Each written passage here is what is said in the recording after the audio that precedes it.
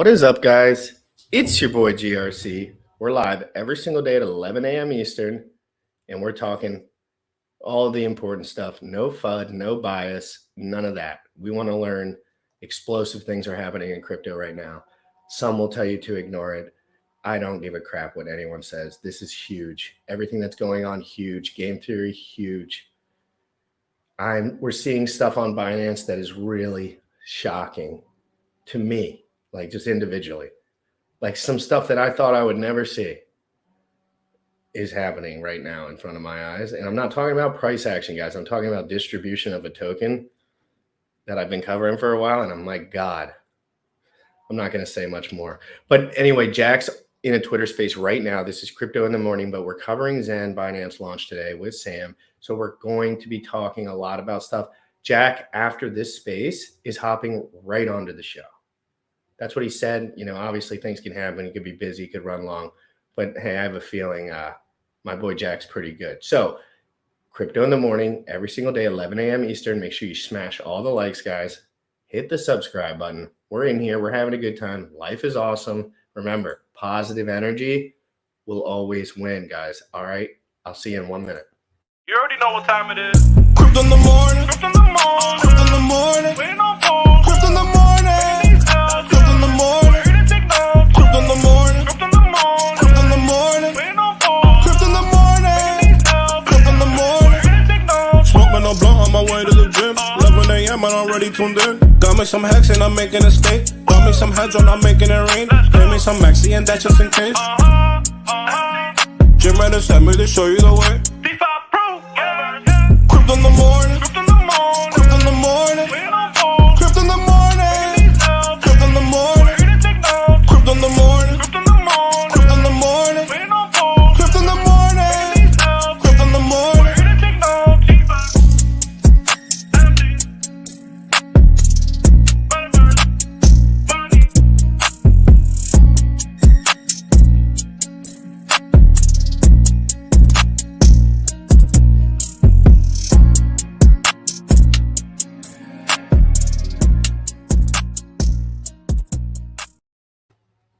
Oops. What's good, What bro? up, bro? Dude, Zen, what is up with Zen, dude? Like, this is, I think that there's people all around the entire crypto space who are appreciating what's happening right now, having something where you have the principles of crypto, right, completely set up, and how this structure works out. We'll get into this more, but like, I was thinking about this last night. I was like, what's going to drive the price up? What's going to drive the price up? What's going to drive the price up? What's going to drive the price up? Right? Because you need something else. And sometimes you want that when you get involved, right? The big thing that Jack kind of implemented here is like, if you really wanted to get involved heavy, it's like you got to wait anyway. There's a lot of waiting going on. And if you try to accelerate it by doing 1 day mints, then the liquid market becomes action for guys that want to buy on it.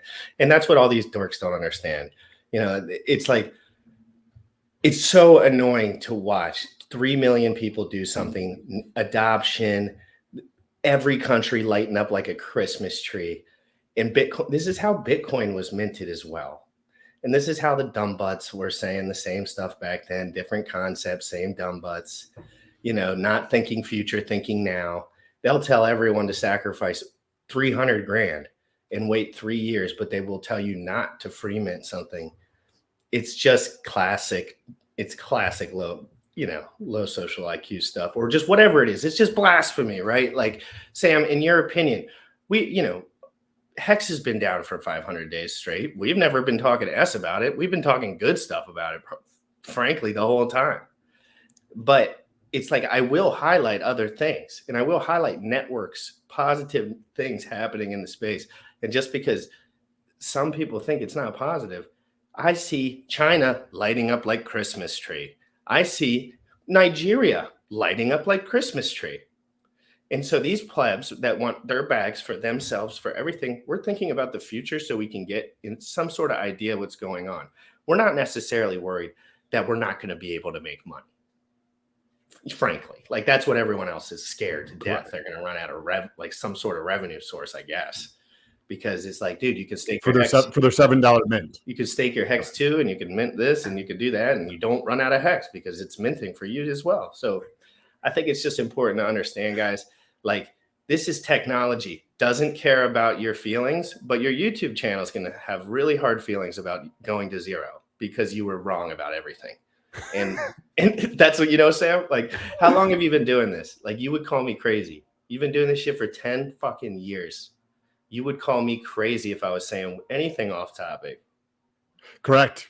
And Yeah. bro, this is I'm very bullish on this. I don't know off the top of my head how like a log. So this is going to be like an inverse of a logarithmic function, and we can talk to Jack about this when he comes on.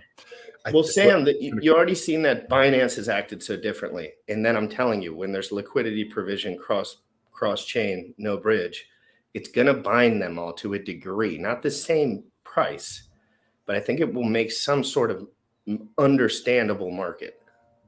Correct. And the thing that's going to really be interesting to me to drive this price up is how quickly we get to that point where the mints are really drastically dropping in terms of, I did a couple single day mints and, you know, I'm in the high 50,000 Zen per my $5 worth of cost for gas, right? So for $5, I got 50,000, right? But it's programmed in there so that $5 next week, if the network continues to grow, which it's grown more than double since I've been in there, that $5 is going to be, say, 43,000, right? So if you just literally you don't figure out about increasing demand, anything, just do the math on this. If you take $5 divided by 59,000, right, you get some price per Zen. Okay, cool, whatever that might be. Then say 2 weeks from today, 2 months from today, 6 months from today, whatever that is, you get, say, gas price is now $10, right? So you've even, let's just say conservatively, $5, but you only get 20,000 Zen, right? Now that price has gone up, right? The cost per Zen for mint has increased. Cool. Then wait another 2 months, and then you're getting 5,000 for a $5 mint, right? And then before you know it, you're getting close to zero. You get 10 Zen for $5, right? And each one's worth 50 cents or something along those lines. Like, I think this is awesome. It's also unique in terms of this. Think about how staking works for Hex. I love this name, by the way, Zen Hexagon. Yeah, that's what a dope name, bro. Way to paradigm shift everyone in their face. Yeah, you're probably. Oh shit! Zen just started. LOL. It finds. Oh look, he's got K for K face in there. What does he say? Zen just started. LOL. It'll find a price, calm down, you guys. LOL. Zen can be like SHIB effect. Like, yes, exactly. He says the SHIB effect, but he means just like explosive, like marketing effect. So, and that's important. And, you know, he's in a Telegram with centralized exchange that just listed his coin B on the one on Binance only. I don't know if they've done the other one, but they definitely said they just as the show is starting, and that was it's up here right here. And Mexi listed it as well. There we go, guys. Man, I wish all my shit was getting listed.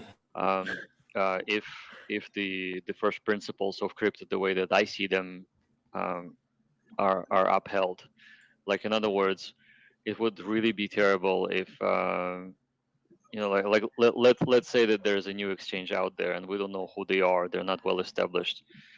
They invite people to send their economic energy, their crypto, to that exchange, and then they get hacked, or the founders disappear, and we don't even know who the founders are. So I'm glad that you guys actually have all of the people listed, like I can see it on Wikipedia. So there's a little bit more safety compared to some exchange that's very nefarious, and you just would end up sending your crypto, and then something they close your account, or you know, those risks do exist, and so we need to be mindful about where we send our coins, obviously. Yeah. I mean, the reason why I work for Hobie, and just to be honest, like I actually have been in crypto for quite a while, but the reason I work for Hobie is because they've been around since 2013, and they're like one of the oldest exchanges around. So like they've been around since like obviously 2013, but they've never had any security issues. And also we pride ourselves on like being a more of a community exchange. That's why we try to give all these rewards as much as we can to the community to incentivize them for coming and participating in the global digital asset community. So yeah, like I'm glad that like we had this conversation with you, and like we're really excited about the future. Um, you know, as far as like the protocol and everything going forward, like I know that I wanted to get your take on this person wanted to ask you another question about like the future of the economy. This is something a little bit more broad, but his name is Jason, and his question is he says like the economy and the global economy is inflation. You have all these things going on in the stock market and everything like that. What's your take on the future of like the world? I mean, in a sense of like inflation and all that. Do you see something like where crypto can eventually be an inflation hedge? And what's your take on that? Crypto as an inflation hedge. Well, it certainly has the elements of being an inflation hedge. Unfortunately, while we only have 4% of people participating in crypto, it is very hard for it to be an inflation hedge just because the Might be 5% now, Jack. worldwide liquidity isn't yet there. And anytime there is an issue with the economy, people end up selling crypto for dollars so that they can secure the dollars, so that they can buy food or gas or whatever. Like we can't yet buy anything with crypto that is significant. So when all of the gas stations accept Zen or any crypto in general, then we're going to see that as more of an inflation hedge. So ultimately, the way that I wanted Zen to be designed is to be an anti-hodl currency, so that it could be used for value exchange as peer-to-peer cash, what the Bitcoin's original founder wanted to do. So Satoshi wrote the paper and he actually called it the P2P cash. So I wanted Zen to be the most widely accepted currency so that people could take it for goods and services.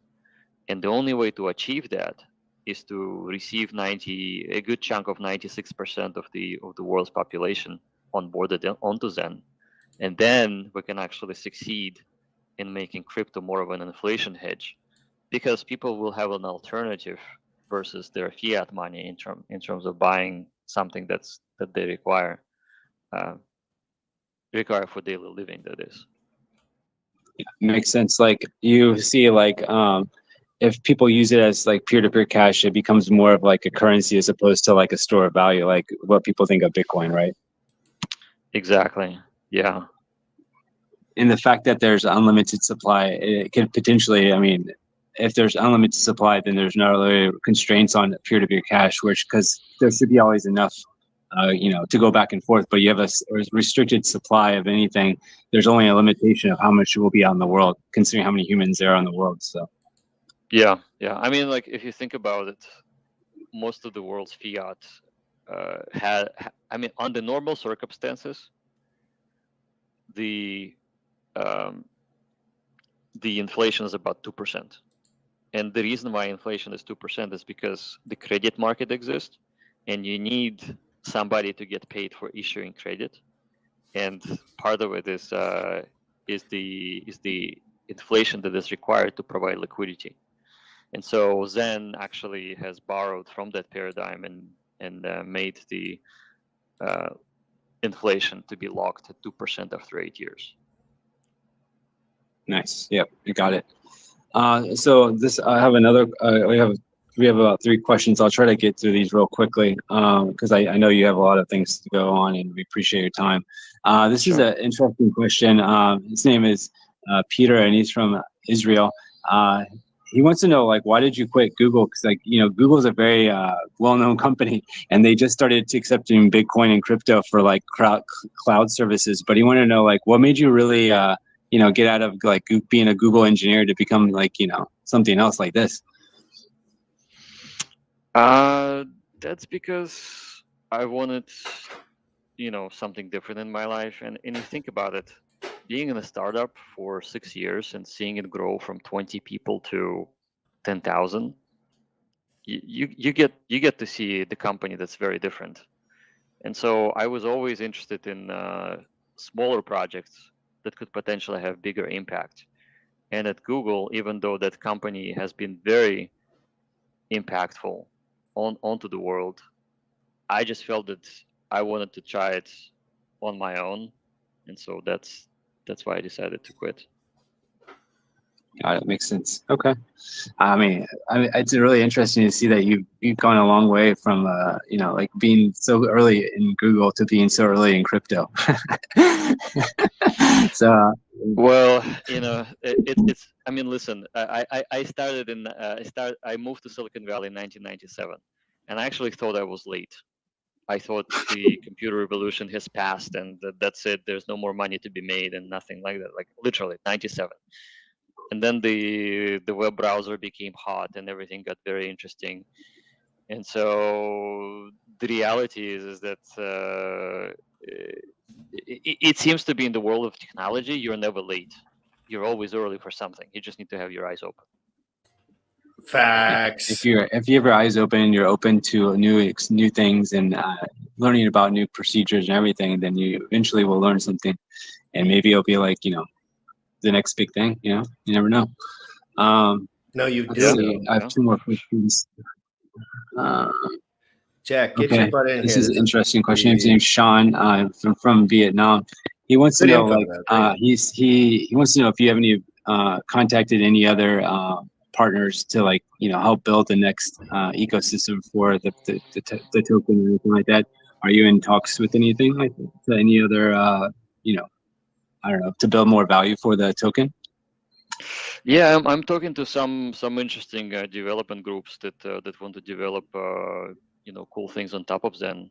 Cool. But if you think about it, this is day 3. Zen hasn't been even in existence just yet. So I have a lot of people to talk to, about this, and obviously it's super exciting. And there's only so many hours in the day, so I'm trying to do the best I can. To piggyback on that, when do you sleep? I woke up 2 hours ago. It was fine.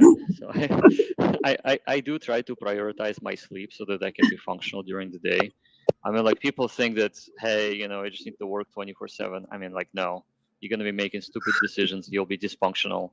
You may as well just shut off the world for a bit so that you can do more and be more effective with your time later.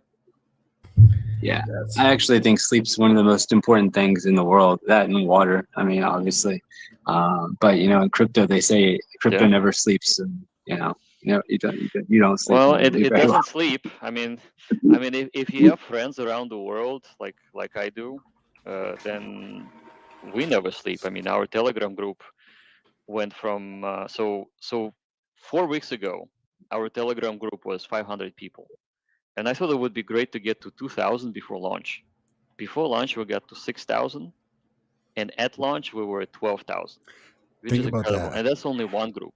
We have a Japanese group, Chinese group, Polish group, Russian group, Ukrainian group, Czech Republic group. And there's many other groups that I don't even know about, but they're coming up and they're all talking about Zen and they're doing all kinds of interesting things with it. So it's super great. I just totally unexpected that something like that would happen.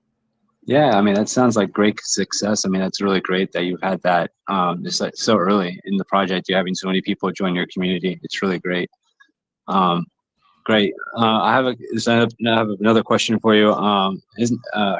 Her name's Sarah. This is a question for you. This is a really good follow-up question to what you just talked about. You talked about all the groups that you have in the community. Where's everyone coming from? Do you have a central community that most of the people have joined from? Can you share anything about where the community is mostly centralized at? That's what I was trying to get the So other it's day. coming from Twitter, mostly. It's I have a lot of Twitter followers. Apparently, I wasn't on Twitter for 7 years actually, and when so I follow Elon Musk in terms of the news, and when I realized that Elon may be buying Twitter, I decided to come back to Twitter, and that was in May. So in May I came back to Twitter, and I realized I'm having so many followers. I had like 350,000 followers, and I thought, well, this is interesting. I didn't know that that was the thing. Right now, it's almost 380. So I have gotten about 25,000 followers in just last month. And I thought, okay, well, definitely I want to be, engaged with the Twitter community because it got so much better. And so I've been searching for interesting crypto projects out there, and I started talking with different people. A lot of people invited me to streams to stream with them to talk about tokenomics and first principles of crypto, all of those things. And so before I know, people were asking me, when will you release your coin? Like I would say about 8 weeks ago, somebody on the channel that was hosting me, I was doing a stream, and they kept asking me when I'm going to launch a coin, and I'm like, well, should I launch a coin? Maybe I should. And then I thought seriously about it. Look what I done. I do it. What would it be? And I thought that the best way to do it is to just Look what I done, people. or at least make it fair, because the bar is so low for all of the projects being unfair. Like 99.9% of projects, they're just not fair to people. Like somebody has way too much. There's all kinds of whitelists, and there's the airdrops, and there's preferences. And I thought, if we do something completely opposite, completely anti crypto, which I mean, sounds silly, but that's what it is. Going in from an opposite direction, making it fair, no pre-mint, no admin keys, immutable contract. I didn't even talk to any of the exchanges at all before. Starting with zero supply, everything's transparent. I think that message has resonated with a lot of people, and people from Twitter and from the, I guess, YouTube channels that It certainly resonated with me, folks. They just got excited and started to promote me. And so, by the way, all of my videos that I have ever done, all of my streams, they're linked on my Twitter profile. It's jacklevin.com. So if you guys want to see my link tree with all of my videos, it's all there. So check it out. Great. Yeah, that's really interesting how it built so fast. And then as far as like country-wise, would you say like you have a centralized like community as far as like what country is the most popular for your community, would you say? I think at this point, so yesterday Asia. I would have said it's United States. And then the day before, actually, and then when we launched BSC, it became Asia. Like Asia dominated yesterday, and then Eastern Europe dominated too. There's a lot of people from Poland. Right now, right at this very moment, is Indonesia. It's Indonesia and China and Vietnam and Poland. So those countries are dominating. When United States wakes up, probably United States will dominate. So it's, I would say, very widely dispersed at this point, and I'm looking at the real time world map, and I see people just coming from everywhere, just everywhere, and that's amazing because I think being on multi-chain is actually super awesome. So like there's right now 100 people coming from Nigeria. Like Nigeria is extremely hot. And Indonesia is just lit up like a Christmas tree at this point.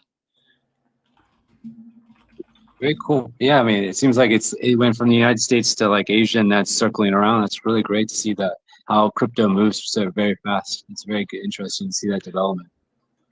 Yeah, it's no, it's only Mexicans, you pieces of crap. All right, let me get to this last question. Nigeria is like #1 in the world for crypto. Oh, this is actually a really good question from Vietnam. Per capita users. This person, Asbury, wants to know. He says you built a community so fast with it seems like very little understanding. You just did it. He's like, what would you give advice for someone who wants to like build a community? Because he says that it sounds so simple when you think about it, but actually execution is very difficult. Well, what advice would you give him? I would say define your ideology and your ideals and be true to them. Lean into what you believe and see if other people actually believe in similar things. If that's the case, then you'll probably be successful. Yeah, that seems simple enough. Yeah, that's great. Yeah, I mean, there's a lot of talk on crypto about build the community and like always building a base of like people who believe in your project. And it's like actually it seems like a very simple concept, but the execution is very difficult. And so I like the way you talked about how like you found something that was very different than anyone else was doing, and maybe a little bit different than most projects, and then you just took your ideals and you went with it. So that's really cool. Yeah. Yeah, I mean, if you believe in something, you can immortalize it on the blockchain. For And sure. it becomes a beacon, like, so to speak, right? So Yeah. Okay. Is there anything else that we've missed that you want to talk about within the project, the community, or anything like that? Because we have a lot of questions, but I think I've asked a lot already. But I just would like to give you like any open speaking thing to tell what's going on. yeah, I'm just grateful that the worldwide crypto community is so accepting. I mean, so far, I would say 99% of all the people just very interested in the project. They understand the principles behind it, and so I couldn't be more thankful. I think for myself, I have no at this point any sort of payout that I'm expecting from this, because I always told people this isn't about making a quick buck. It's not about making money fast. It's about getting people into crypto safely and to build a worldwide crypto community. Take pretty much all inclusive crypto, all accepting, with the sound principles, should be able to get most of the people into this industry, so that we can all be successful. And so I by myself, I am pretty much, I kind of joke, I'm no one, but with the force of the community, we become something special. So, and it's just been an amazing experience. So I'm very thankful. Yeah, it's really humbled. Like you sound very humbled by what's going on. So I'm glad to hear that. That humbleness is also like something that a lot of people don't have. So it's really great quality, and I can appreciate that. Thank you. Thank you. For sure. All right. Well, I have a couple of questions, but I think we've asked a lot already. So I just wanted to kind of, number one, tell everyone that we are listing the new BXEN and give you some airspace to talk to our community, because I know a lot of our community was wanting to know more about your project, and well, I'm excited to see how it develops. Like I actually minted, so I'm ready to see how it goes. I'm going to stake. But I wish you and your project the best, and I look forward to keeping an eye on it and seeing the future with what goes on. Amazing. Thank you so much. I really appreciate your time and putting me on the air. Yeah, no problem, man. And Jack, I wish you have a good rest of the week. I know it's early. Get some coffee and have a great rest of the week. And everyone else who's listening, we're gonna have another AMA tomorrow at 7 p.m. 10 UT.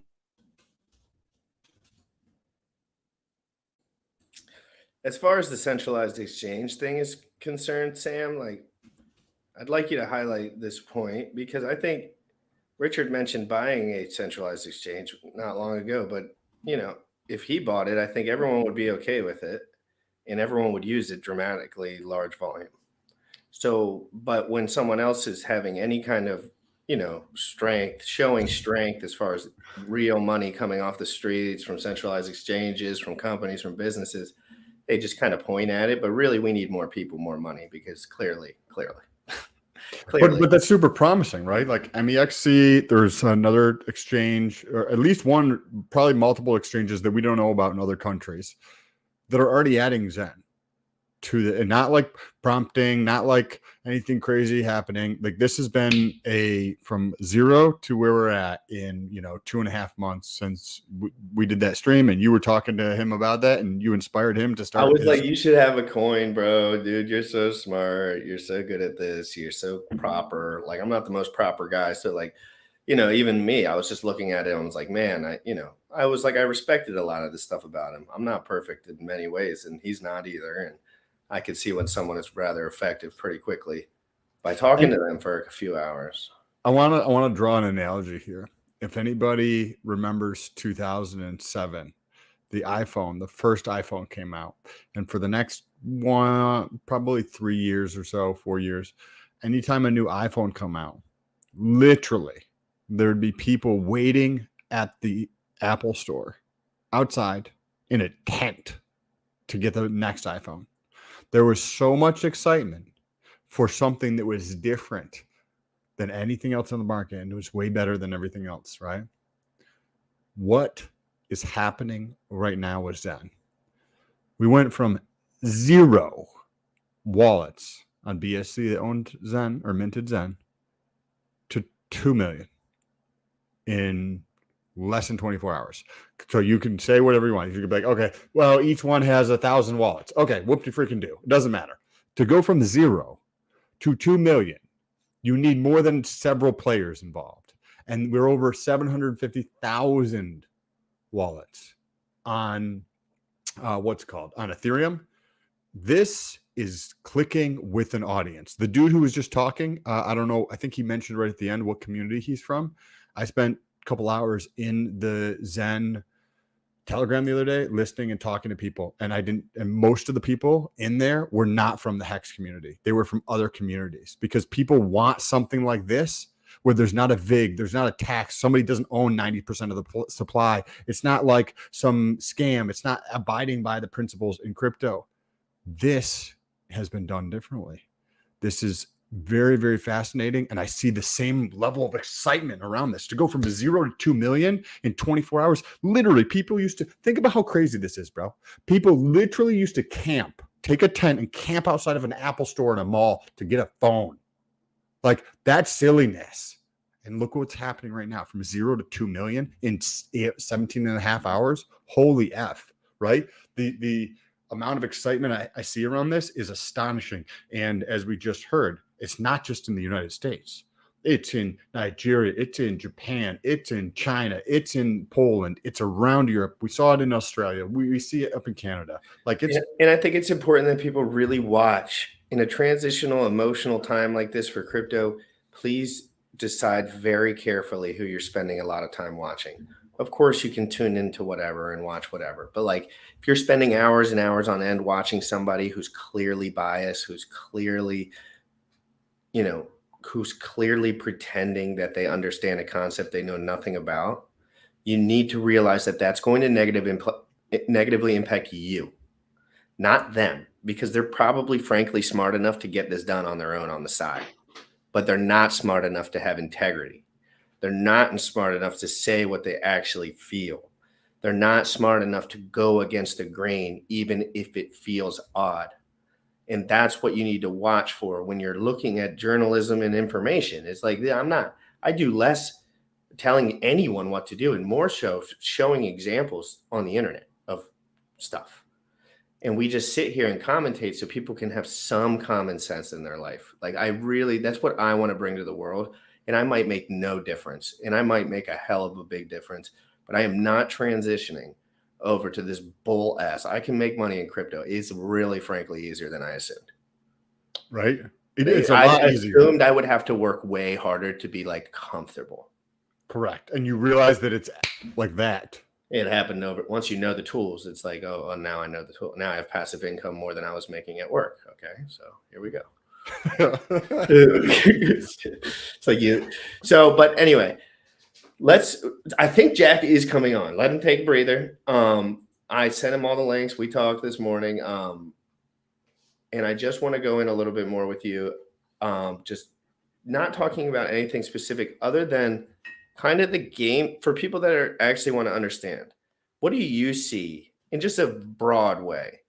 Because this is the point that I'm trying to get across to a lot of people, as far as why is it not super effective, maybe, or super effective to bot everything out? How do these dynamics change? We see what's happening on Binance. Everyone front run the news for one day, man, accelerated the system dramatically. And then the premium went down, and then that changes dynamics. What do you see like these when you look at all of this stuff? And I assume you see this as beneficial for crypto. Yeah, I mean, like, we're talking about it, right? So I think that things that increased marketing. Somebody said something about like, oh, why are so many people talking shit about you or something? And I was like, well, that's just free marketing. So I think something with such like rapid pace of people using it is going to get more people talking about it, because they're like, what is going on? It's a suck of energy. It draws attention in there, and we're going to drive adoption that way. And even Sam, let's say, for example, you were making $1,000 a day doing mints on however many wallets it took to get to that amount of money, right? What do you like? The price chart may not look, but let's say you're making a lot of money, but the price chart would tell everyone in the social media world that it made no difference, right? Because it's going straight down. Like, how can I help? Or I need to see like some charts that I can show people, because I truthfully want the real information out there. I'm so sick of these really smart guys that have all these biases and stuff, and people listen to them. I don't want to call them out personally because I don't even dislike them, but I know there's new guys that are going to get perma-wrecked by listening to them because they're not open-minded enough for crypto. Crypto doesn't move. Crypto moves incredibly fast, and if you're not unbiased, you're going to get swallowed into someone else's reality quick. Taken advantage of, yeah. And then all your money's going to be out of your debit card account, guaranteed. So, because, so we have Jack, he's in the house, Zen Crypto, Binance already launched on centralized exchange, as we were just looking. That he was with, I don't know how to pronounce Huobo B or something, but it doesn't matter. This thing's explosive. The numbers are explosive. Jack's happy. I'm going crazy, losing my mind. Let's have him on. I'm excited. That's for damn sure. Hold on. I want to do the transition properly.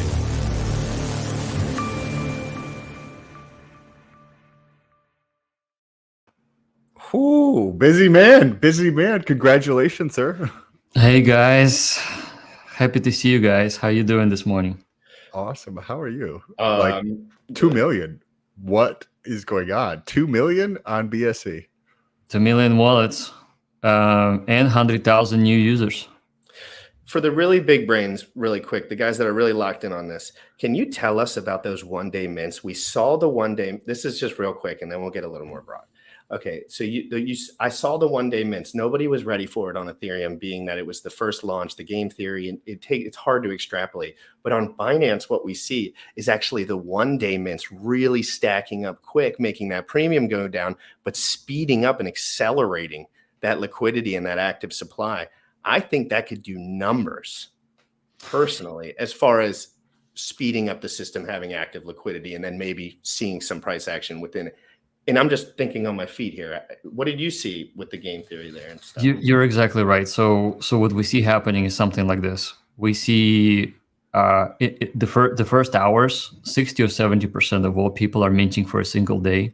They want to grab their Zen after 24 hours right away, so that they can do something with it, whether it's to create an LP or sell it or gift it to someone, whatever. We don't know.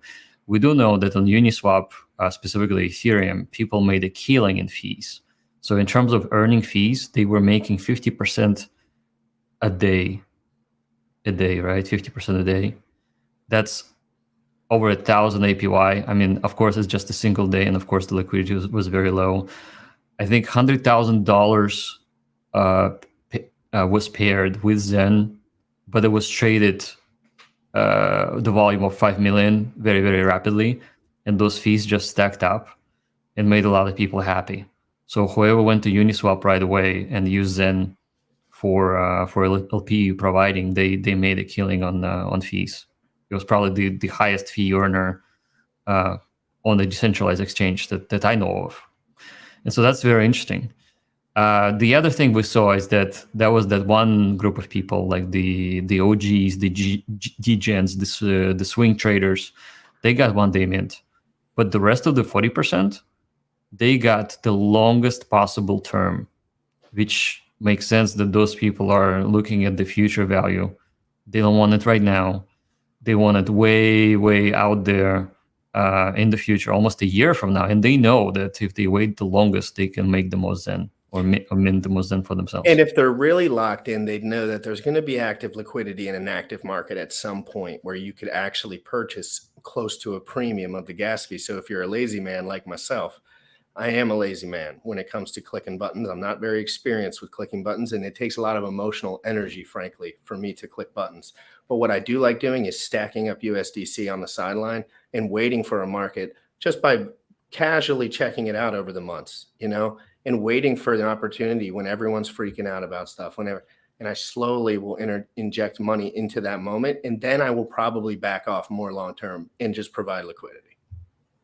But I have minted the first day. I did 8 wallets. I have a bunch under the 5,000 C rank, so I feel comfortable. I didn't participate in Binance, frankly, because I'm lazy, again, and I'm sleepy. But I want people to understand, as I'm telling you how I'm interacting with it, this might be how like the average, like newer kind of investor is vibing with it. So I kind of want to like highlight it more so. I'm not nodding up a storm, like, but my producer certainly is. I think there I think there are different options for everybody. That's what's so great about Zen is that if you don't feel like rushing into it, then don't. If you do, you have an option, but that option is 24 hours. If you want to be a trader, you can be a trader if you choose to live your life that way. I mean, it certainly is possible to play with it. Don't do it, new guy. Not my style, but yeah. It's really stressful, and ROI wise, if you're studying and focused, in my opinion, okay, if you're super advanced, you can do whatever you wish. But if you have study time that you still need to be had, that would probably be more beneficial. Just minting longer term, kind of keeping that number in your eyeball. But again, these are active markets, guys. There's going to be new things built, new reasons to buy, new reasons to get in, new reasons, new functionality. We've seen it with Hex, and people in Hex, we've seen them build stuff on top of it. I use those all the time now. I was not using those before, but they added functionality, and I have a feeling, and I'd love to know your insight. What do you think or feel might be the route that people are going to go as far as starting to branch some of these use cases, or what have you seen potentially? Of course, no like specifics if you don't want. So I don't have any specific plans myself at this point, but there were a few people or groups approached me and they said, "Hey, I want to make NFTs that are linked to people's ranks. You know, could they do that? They could also make an NFT that uses the proof of burn protocol that Zen has built in. So you can burn, let's say, 1 million Zen or 10 million Zen, and then you can be validated by the contract that you have done that action, and you'll be issued a certificate of burn, if you will. So certificate of burn of 10 million Zen that's a lot of waiting time. I mean, even if you paid $5 in gas and you waited, let's say, a year to get your millions of Zen, and then you burn it and you get your certificate of burn, you can trade it. Or you can keep it as a, forever, as a kind of like a thing, like, put it in digital memorabilia. So that's one option. The other option is you can take Zen and you can stake it for like other projects. So like what Hedron and Icasa have been doing. They have built on top of Hex being a popular project with a lot of users too, and they're benefiting people by extending the functionality of Hex. And so I think with Zen being very popular, and if it remains popular, and if it gets millions and millions of users, then there will be protocols being built on top of it that will accept it as the token of exchange. I would certainly welcome that development as long as they adhere to the first principles of crypto. Who the heck adheres to the first principles of crypto? Not many people. I don't like a stable coin. It depends, I guess, all of them or some of them. Or yeah, I know what you're saying. Sam, please. Like a stable. I'm just, as you were mentioning that, something like, say, DAI or liquidity or liquid loans that are coming out, where you can basically stake Ethereum, and then you can mint yourself a stable coin, but you have to be over collateralized or something like that. Then that way it could get away from. I don't think that. I want to ask Jack this. What do you think about stable coins tying crypto to something that is on its way out? Right, like a stable coin's dying. Like we know that the US dollar is dying. Right? So stable coin is not stable because US dollar is not stable. Correct. So But people don't talk about this. Yeah, They but don't- I mean, when you're talking downside risk, Sam, in this volatile of a market, I need a hedge. I need something because I'm not dropping 75 on something when I know it's happening. as long as we have everything measured in dollars and cents, having stable coins is allowing you to store your economic energy and then trade or do whatever you want with it, or be out of the market technically and not experience volatility. And the thing is, like, nobody tells you that you should sell everything and be in a stable coin. You can sell 30% or 50%, and then your volatility is reduced by half. And that's how it works generally, right, Jack? Like, who would dump out of a position 7? Like, who's that confident when you're making such big gains in return of an 85% dip just by hedging?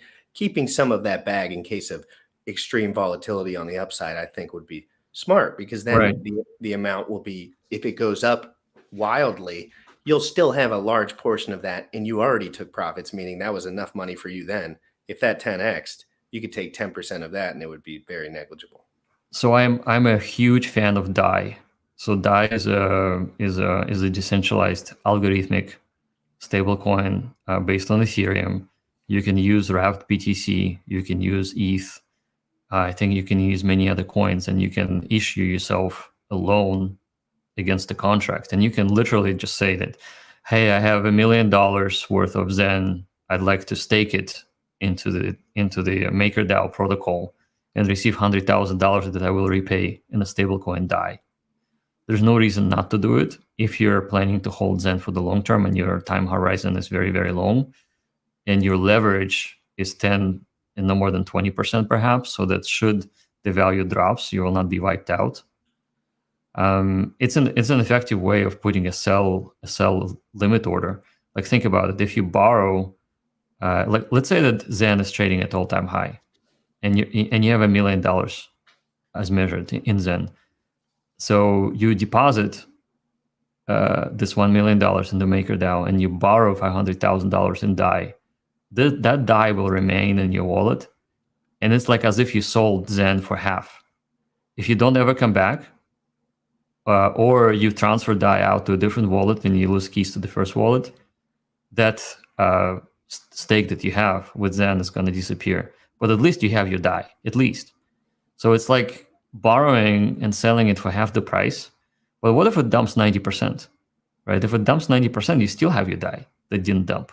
So it gives you a sense of protection, if you think about it that way. I think of the stable coin similar to like a put option, so to speak, where the cost is not having any volatility in that, right? Like, there's no upside to them. And in like the real world, there's inflation, right? So technically it's going down. So that's also a cost on it. But like you just mentioned, if you want to hedge the downside of things, it's almost like a put option. By going into stables, it's like you're purchasing a put on the downside of whatever it is that you're like getting away from or something like that. And I was like, Zen 50% in a moment. And having $1 is not going to drop 50% in a moment. What was some of the biggest differences you saw between Ethereum launch and Binance launch, both in terms of excitement, but also in terms of the analytics? So we had 7-day countdown for Ethereum. And I thought it was big because there were 16,000 people came to the site. And then we did 6-hour countdown for BSC, and BSC just utterly dominated. The amount of users were more than 50% higher on the website. I'm not talking about bots. I'm talking about Google Analytics measuring real users that have spent 5 minutes on the website on average. And I have screenshots of that. I think I tweeted about it.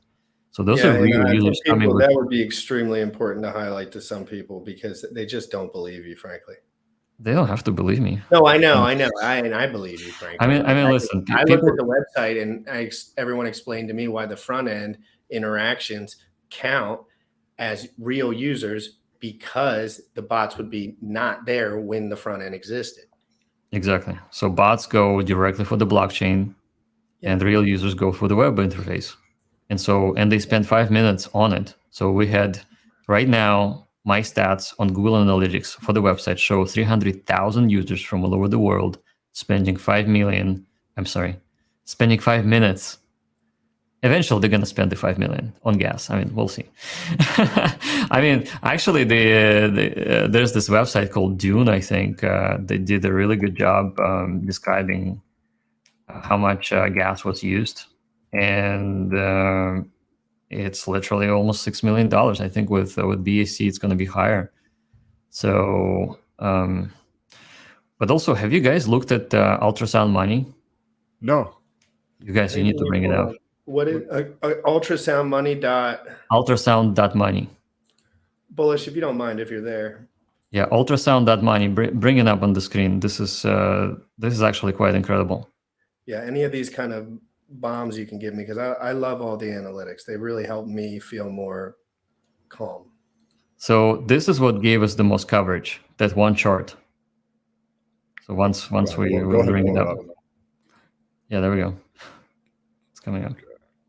I'm not doing anything. You guys go ahead. You're muted, GRC. All right, here we go. Let's pull this up. No, let Bullish do it, Sam. Sam, please. Okay, so guys, check this out. Supply since merge. So the merge happened on like 16th of September. We launched, if you go to the top, right? Go to the top of the chart. That's when we launched Zen. This is the total supply of Ethereum. It actually has dropped because we have, by launching, there was so much Ethereum burned that it actually became deflationary. So the total supply of Ethereum is dropping because people are using Ethereum to pay gas, and that gas is getting burned. And the burn of the gas is happening faster than the Ethereum inflation. And this is real Ethereum blockchain. We've been dominating it, taking about 50% of all of the transactions for days now. We've been number one on Etherscan.io, number one token by transactions, and number one by gas used. To me, that's just engagement. So I'm very happy about engagement. I'm happy that happened. I know this chart is being looked at by the Ethereum community, and they're thinking, what is going on here? And that actually gives more visibility and eyeballs on this project, so that we expect more people participating just by that fact alone. I mean, since merge, nobody has done that, and Zen did it, and that's the proof. And you mentioned Binance on here as well, and I want to highlight something. Like, if I'm somebody who looks at the transaction volume per user probably daily on all these blockchains to see what kind of real people are moving through them. And I could have told you right away that Binance has so much more activity in every single way, shape, and form than Ethereum. I'm not talking about US dollar. And I don't really look at that as much because I kind of just look at the total, like, you know, the coins we like generally have liquidity. So it's kind of like negligible to me. But I'm telling you, like, Binance, people talk crap about Binance, put it in the back of their head, do all this stuff. Guys, we want more users that understand real crypto. Please, Lord, have mercy. Do not allow yourself to become a maxi to the point where you eat your own ideas out alive, because this is about adoption moving forward. You need to understand that this will happen whether it hurts you to go to bed or not. Like, Yeah. you know what I mean? But thank you. Sure. Thank you for highlighting that point. I just tweeted this out, guys. So if you want to retweet this, if you have a question, Jack, I know you're probably busy, but I'm going to ask you a couple more questions. And if Sam has any questions real quick, I do have to use the bathroom. Cool. Yes. I'll retweet you as well. Yes. Let's go. What was, here's one question here from the, so if you guys have questions, just use question and leave it in the chat and we can pull it up and ask Jack.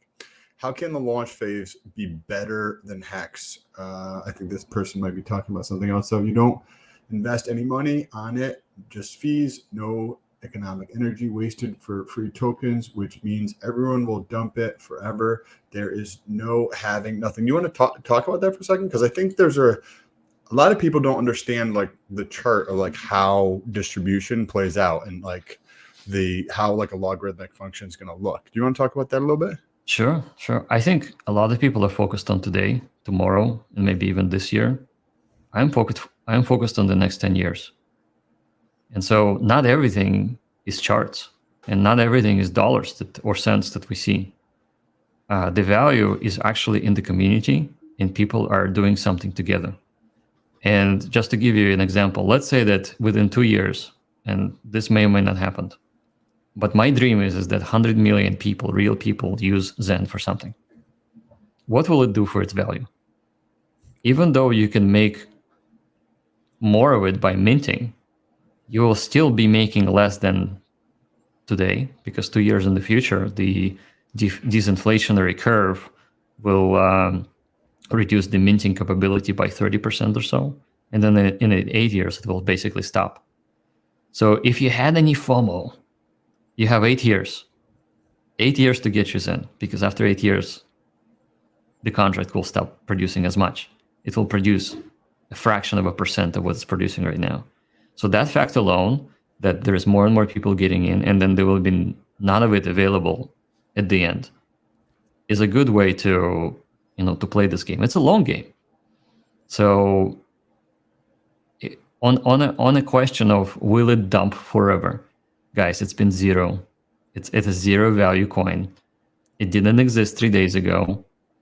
It can't possibly dump because you can go below zero. I mean, unless you count gas, but we think of gas like tax anyway. So generally, just the guys that have hedged their channel against it, and then they just show the charts over and over again because they want to dilute the point of what's actually going on. The chart is irrelevant. I mean, like, listen, when Zen came out, and it was the first user who plugged in a liquidity pool onto Uniswap, he put $1.50 for it.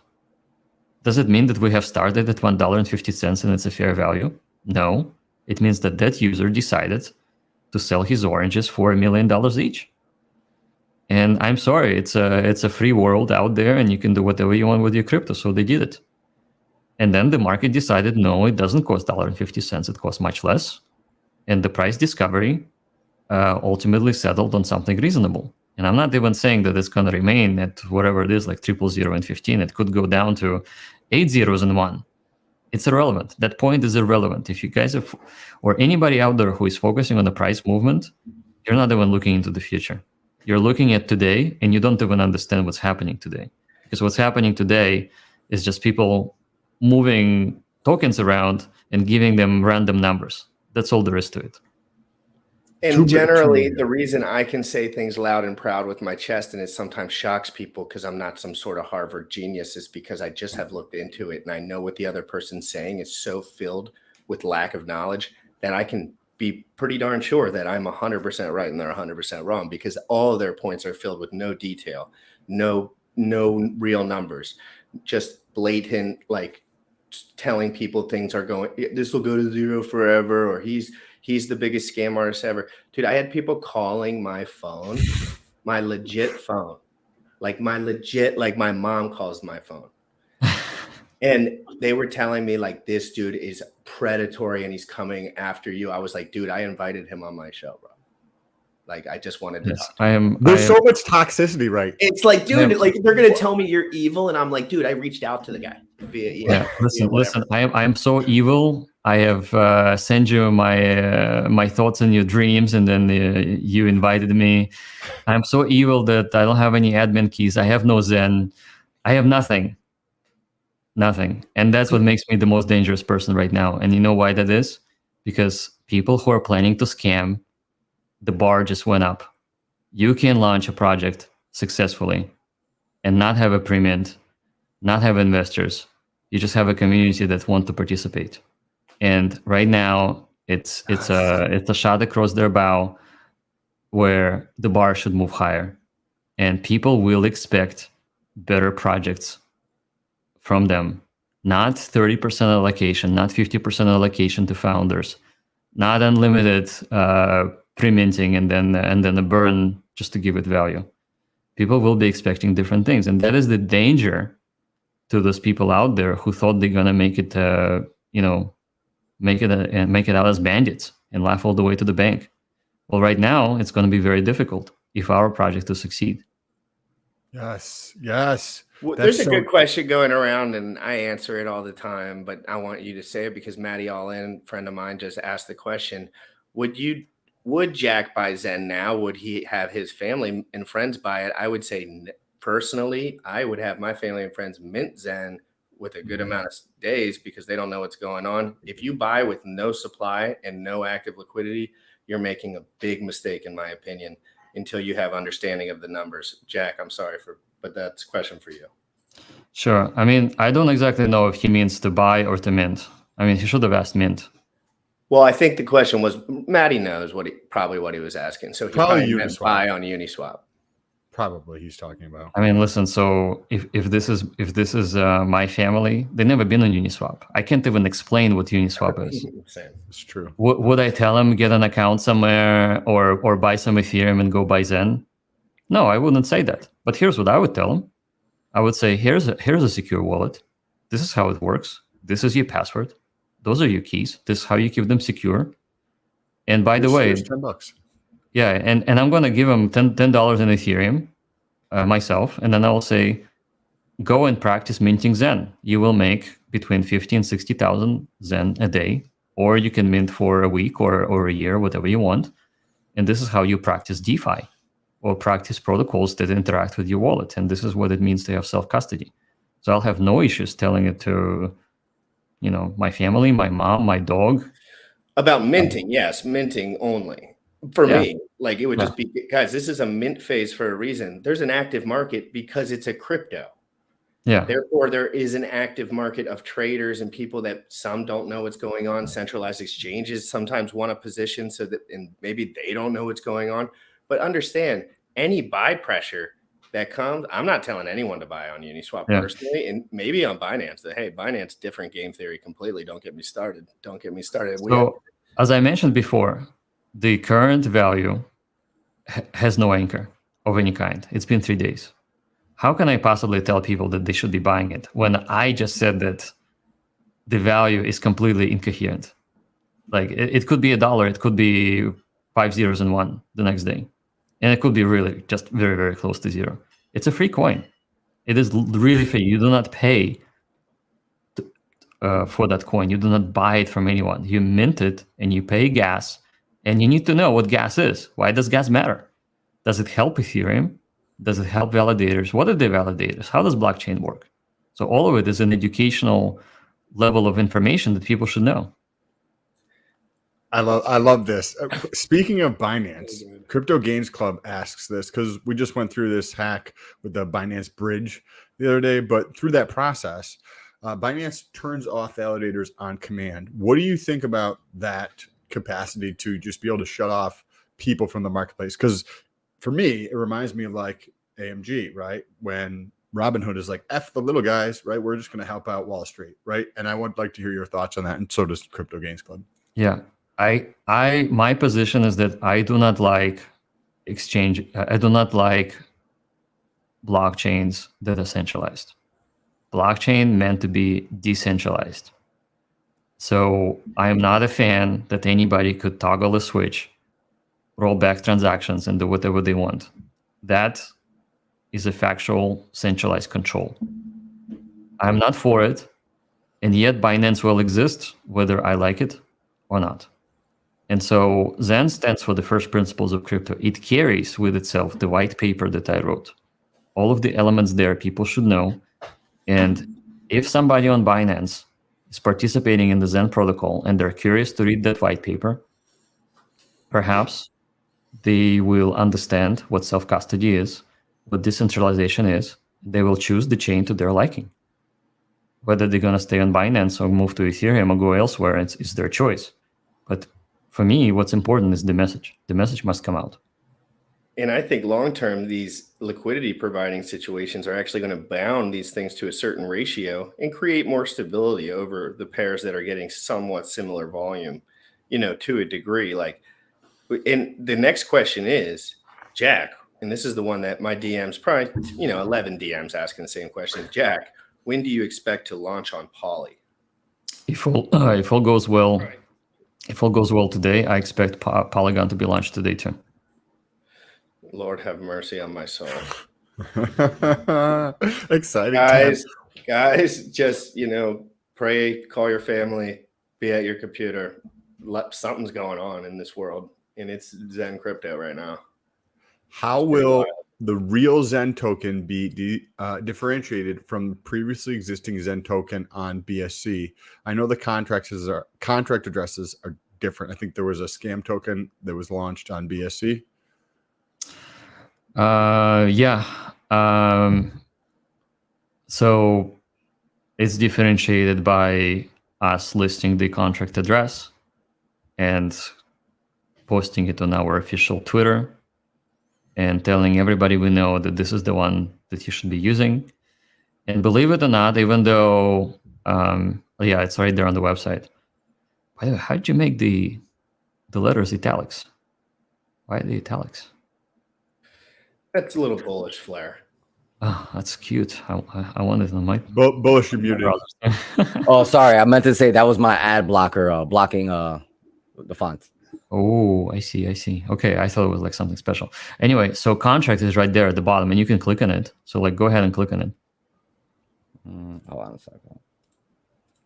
Yeah, make sure like to close all your porn. Before you No. I wanted to share the entire screen. There we go. All right. Yeah. So like clicking on the Zen crypto tracker. The tracker. Actually, no. Go to the contract where it says the green check mark. Where BEP20, it's where the transactions are highlighted. Go down. Here. Not so down. Yeah, right there it says contract. So you guys, you see that's the source code. So the source code should match our repository. And that's for everybody to see. It's literally verified to be running that source code. And this is how you know it's not a scam. Because it matches. How does somebody like me, right? I understand kind of GitHub, but like if somebody's like, hey, how do they go through and actually verify this? Like, so you go to zen.network, but there's so you see there's a button on this website down below. There's a squid kitty. It's the fourth button. Yep, that's it. That's the one. So squid kitty, and then click on contract folder. Up. Yeah, and then click on yeah. So once you click it, that should match what you see on Etherscan. And you know exactly that this is the same thing. But the other thing is, obviously, you'll see it on the website. That's one. And number two, you're going to see a million transactions happening on it. So you will know that that's the real thing. So like the consensus of the blockchain tells you it's real just by looking at transactions. So if you click on the Etherscan again, so like go ahead and click on the contract link. And go back to the total transactions. And then count them. Like what is this showing? 1,445,000? Total transactions? Yeah, 1.45. Okay, right. So a scam unlikely to be able to generate that many transactions because nobody's that crazy. So that is one validation that you can check to see like is it the real thing? Is it happening? Yeah, that's the one. One thing before I drop off real quick for any users who like want to make sure they get the correct contract address. When you switch between networks, the contract address will update, and that's how you know it's the real one. Yeah, it will update. For sure. Fascinating. There was one here around the C rank a while back. Question: what C rank is required to be able to mint form start for 8 years? Mint form start for 8 years. I don't know. There's no requirement for C rank.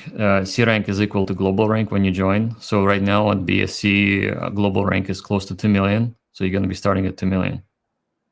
Or 1,100,000. Is there a site that's going to accumulate all of the mints together just to have like an overall Zen mint? I think so. Yeah, we're going to make a dashboard. I can't wait for the 100 million. We will also make a dashboard showing how much gas we burn, so that all the crybabies out there who are hating something that people are wasting money on gas, they can look at that number and maybe. And they don't want us to bring up other spreadsheets on gas wasters either. They don't like you don't keep those in my download file, and I'll keep them off the stream. But again, guys, I don't want to blow the gas fee thing out of proportion because I think it's negligible as far as most people are concerned. This is blockchain. All information should be available. All facts should be seen, and everything should be very clear. Yeah, they are. I mean, frankly, they are. But most people just aren't looking for the facts. They're looking for their reality to come true. Well, you know what happens? Eventually, those facts will come looking for them.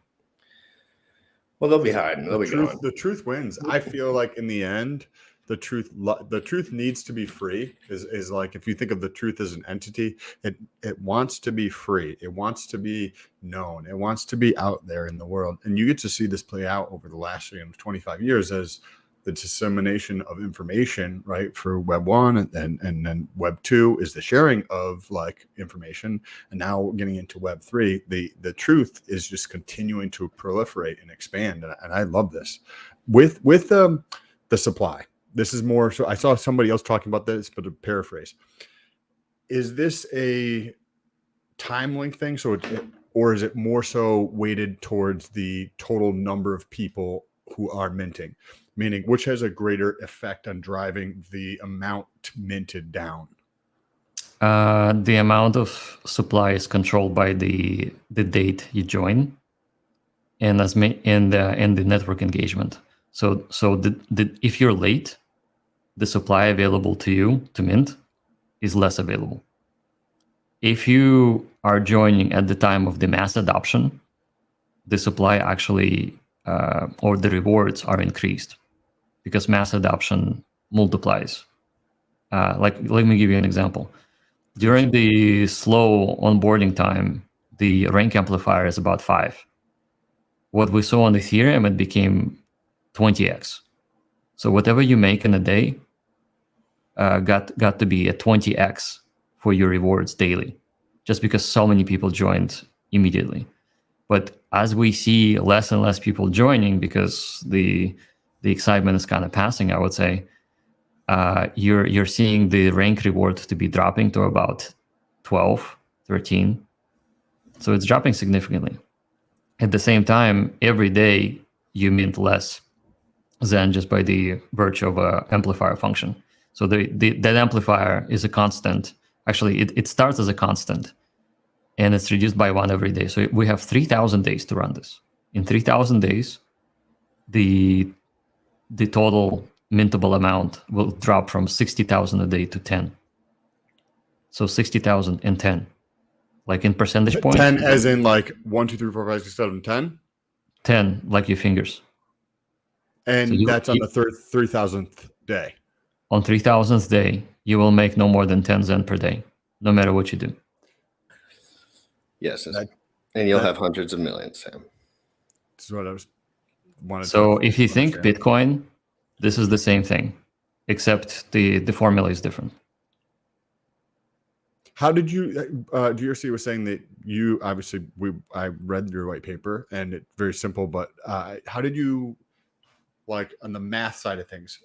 That's, to be able to come up with those formulas to do that. Did you work with somebody on that, or you were just much more comfortable with that process because you've had experience going through that? Or I just understand the value as it's linked to inflation. So the world's inflation in fiat is exponential. So every year, even if your inflation is 5%, every year it's more than 5% because it has a bigger base. So the chart looks like this. It's like a parabola that's going up and up into the vertically. And so I thought, okay, what we need to do is we need to take this parabola and we put it on the side like this, and that parabola becomes a logarithm. So logarithm is opposite. Yeah, it's literally goes up a little bit and then it slows down like this. And so what happens is that when the world's inflation is exponential, but your crypto's inflation is logarithmic, the difference between the world inflation and your inflation is increasing every day. So that is where the value actually comes. But let's not forget that there is another variable, and the variable is the number of users in that crypto.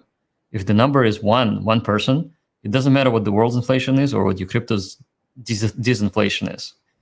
But that number, that constant, must always be increasing by the number of people joining. And that's where I thought, okay, if I have those 3 variables, the world's inflation, the disinflation of the crypto, how can I get more people into it so that I can have a 3rd variable also working?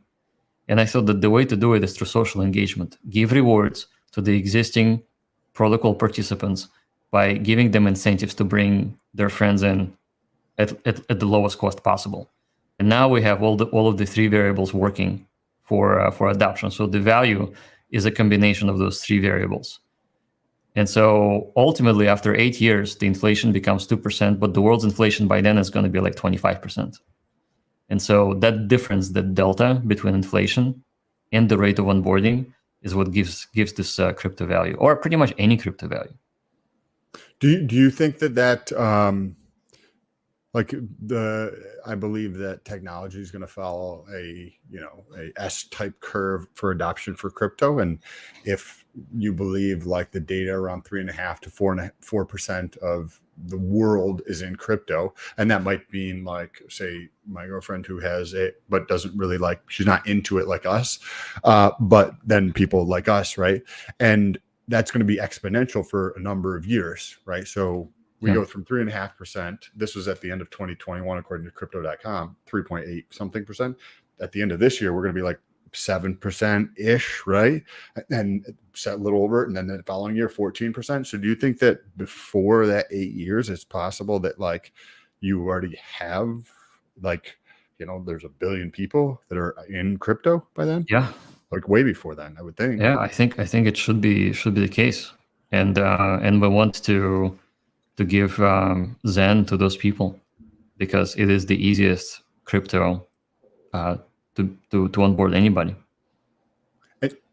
We're gonna get to that in a question, but yeah, whenever you guys finish your thought, for sure. I think the thing that is so unique about the way that you're distributing this, Jack, is look at any type of staking pool. Not that minting is a staking pool, but from a lot of people's minds, they can be thought of as similar to a staking pool. It's like you stake your gas. But in a normal staking pool, if I'm in the staking pool and you fuckers join, I get less. It's the exact opposite of that. It is opposite. Can you talk about that for a second? Because that's mind-bending. Yeah. So here's what I thought. I thought that most of crypto follows this singular model where the supply gets divided by the participants, and it will make people to have more FOMO because they're going to be like, okay, I need to be there or I'm going to miss out on all of the people taking my crypto that I could have otherwise gotten for myself. That has always been the case for the pump and dump schemes and for make money fast type of situations, is that you have a limited pre-minted amount and you give it to special people, and you need to be special by buying this extra ticket, and there's a special door and a special secret handshake. None of it is fair. And so what I thought, I want to be all-inclusive. Everybody's welcome, and you get a benefit for bringing everybody else in. So the world together should not be focusing on scarcity, but focusing on joining together and building something amazing together, and help to give this like collective birth to this new crypto. And this is very powerful because when in 8 years, when you buy it, you know that you haven't bought it from some founder that pushed a single button and produced a supply that wasn't worth anything.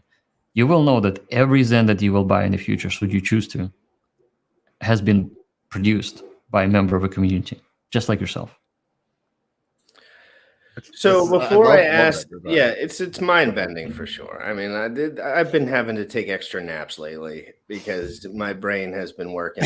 Lately, I've been on retired mode with all these bear market kind of like, sideways, teaching people how to LP, teaching people how to be smart, and this has really just gone insane. And I think personally, I'll tell everyone, I think I'm going to get to the more controversial questions. We got 334 in here. And these questions get asked to me all the time. So, I'm just going to ask them. I don't think that they're very, frankly, in my opinion, they're all out of context and they're all nothing what you actually feel or look at. But I'm going to ask them anyway, because there's some guys in here that do want to get involved, and they do want to feel support. And there's already guys called Zen Hexicans. There's already a little bit of but it's, so the first question, then I'll get into the second one. Clear this up more, Jack. Since you got on a show with a hex logo on the corner, please clear up about what you said, the hex OA, for context. Like when you mentioned the hex OA would be better if supply was burned because then it would be more marketable to a degree. I think that was like your major point. But can you clear that statement up? Because I think people were just saying, oh, he should nuke his account and run away and immediately. And like, but that's not what you were really saying. So I had a question on the Telegram voice chat. And the question was, at what point do I think Richard will be not perceived as a scammer, or be perceived not as he is or as he was for that he has been for 3 years? And specifically, a lot of people outside of the hexagon community, they think that he's just a money grabbing bastard and a scammer and about to pull a fast one on everyone. And so, and they asked me, okay, what could he possibly do? How can he change? And I said that the biggest thing that everybody gets latched onto is the OA. That OA exerts so much gravity on people's minds outside of the community that it makes it look like Richard is a scammer. In my mind, everybody's innocent until they're proven guilty. I haven't seen any scammy activity from Richard ever. And so in my mind, I respect him deeply. And I don't think he is a scammer until he scams. Now, the people who do not know him, they think that he has a giant bag of 90% supply, and they attack him constantly. And so I thought, if he really does control the OA, then one way is to deal with those perceptions or misperceptions, is to just say, here's what I'm planning to do to get rid of it. Or implement some sort of other feature within, hacks, maybe on top of it, maybe some sort of a DeFi thing that will voluntarily allow people to burn something. I mean, I know that OA gets 50% of all of the stakes that people are late for, or the penalties. I think it is quite reasonable to say that if we want the perception to be changed, then Richard shouldn't be avoiding the OA conversation. He should address it. And if it's a point of emphasis to him where he wants to go, hey, this is the way I really feel will make something work long term, which I think is viable to say. Like, I think it would be viable for him to stick his checks out and say, I really do think centralized ownership is going to end up working out. And I think these things will have problems because of this, that, and the other. And it could be true and it could be not true. But the truth is, it's hard for him to come up with those things. And he's got a lot going on, frankly. And I think, like, it seems like if I were him, I would feel like I had a lot going on. Yeah. So the answer was pretty much black and white. And I know that the reality is not black and white, but I said, look, everybody thinks Richard is a scammer because the OA has 90% supply. If there was no supply like that, then he wouldn't be called a scammer. Yeah, and maybe my dad will say it to my dad. Yep. I quit my job and told my dad, and he looked me directly in the face. And then I said that maybe he should burn it. I mean, I didn't say that he absolutely must burn it, and it's terrible that he has potentially does or doesn't. Nobody knows, right? It seems like he does. We just don't know. But I also told him to blow up his Lambo. I mean, like, listen, guys, light it up. I mean, I like when shit blows up. And so when people ask me for comments on like if I was in his shoes and everybody's saying, oh, look, you're a scammer, you're holding 90% away, blah, blah, blah, then I would say, okay, well, I'll just burn it. I already have $10 million in watches and the world's biggest diamond and the world's fastest Ferrari and everything. Like, why would I need the OA? I'll just burn it. And then everybody will shut the hell up. Yes. Or at least come out with some dialogue about it's more about the dialogue. I believe that point that you just made is valid, but I believe that there's a world where other points are valid too. But I just don't see him.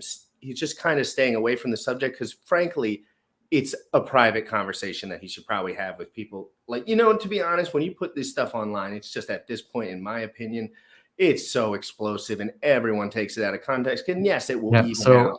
So here's what in conclusion, here's what I want to say. The question was specifically about Richard's perception as a scammer. It was not about the technical economics and mechanics of hacks. I know that OA causes the yield to be higher for the rest of the people. I know that. And I know that it's plugged into a formula. But that was not the question. The question wasn't about the hack's value or the APY or more people buying it or less people buying it. It was specifically about why do people think Richard is a scammer and what do I think he should do? And in that particular context, I felt that OA makes him a target for those sort of comments. And I think those comments are unfair, and because he hasn't done anything. And we cannot say that somebody will do something because they can. That is not true. Not true. Nobody is guilty just because they can be guilty. So I don't believe that. I agree with that point. One of the things that I thought, right, like because of the benefit of the supply increasing and that going to the takers, blah, blah, blah, like we all know what's up with that, right? Okay. Well, putting it on a vesting schedule that was on the blockchain that couldn't be touched, right? Whether that vesting schedule is 37 years or, a certain amount of it comes out per year starting in 7 years or whatever the case is, because that's right. There's a great big perception out there, right? And like, people are just not necessarily in legacy finance are not necessarily super interested in something like that, or they're very apprehensive about things like that. There's a lot more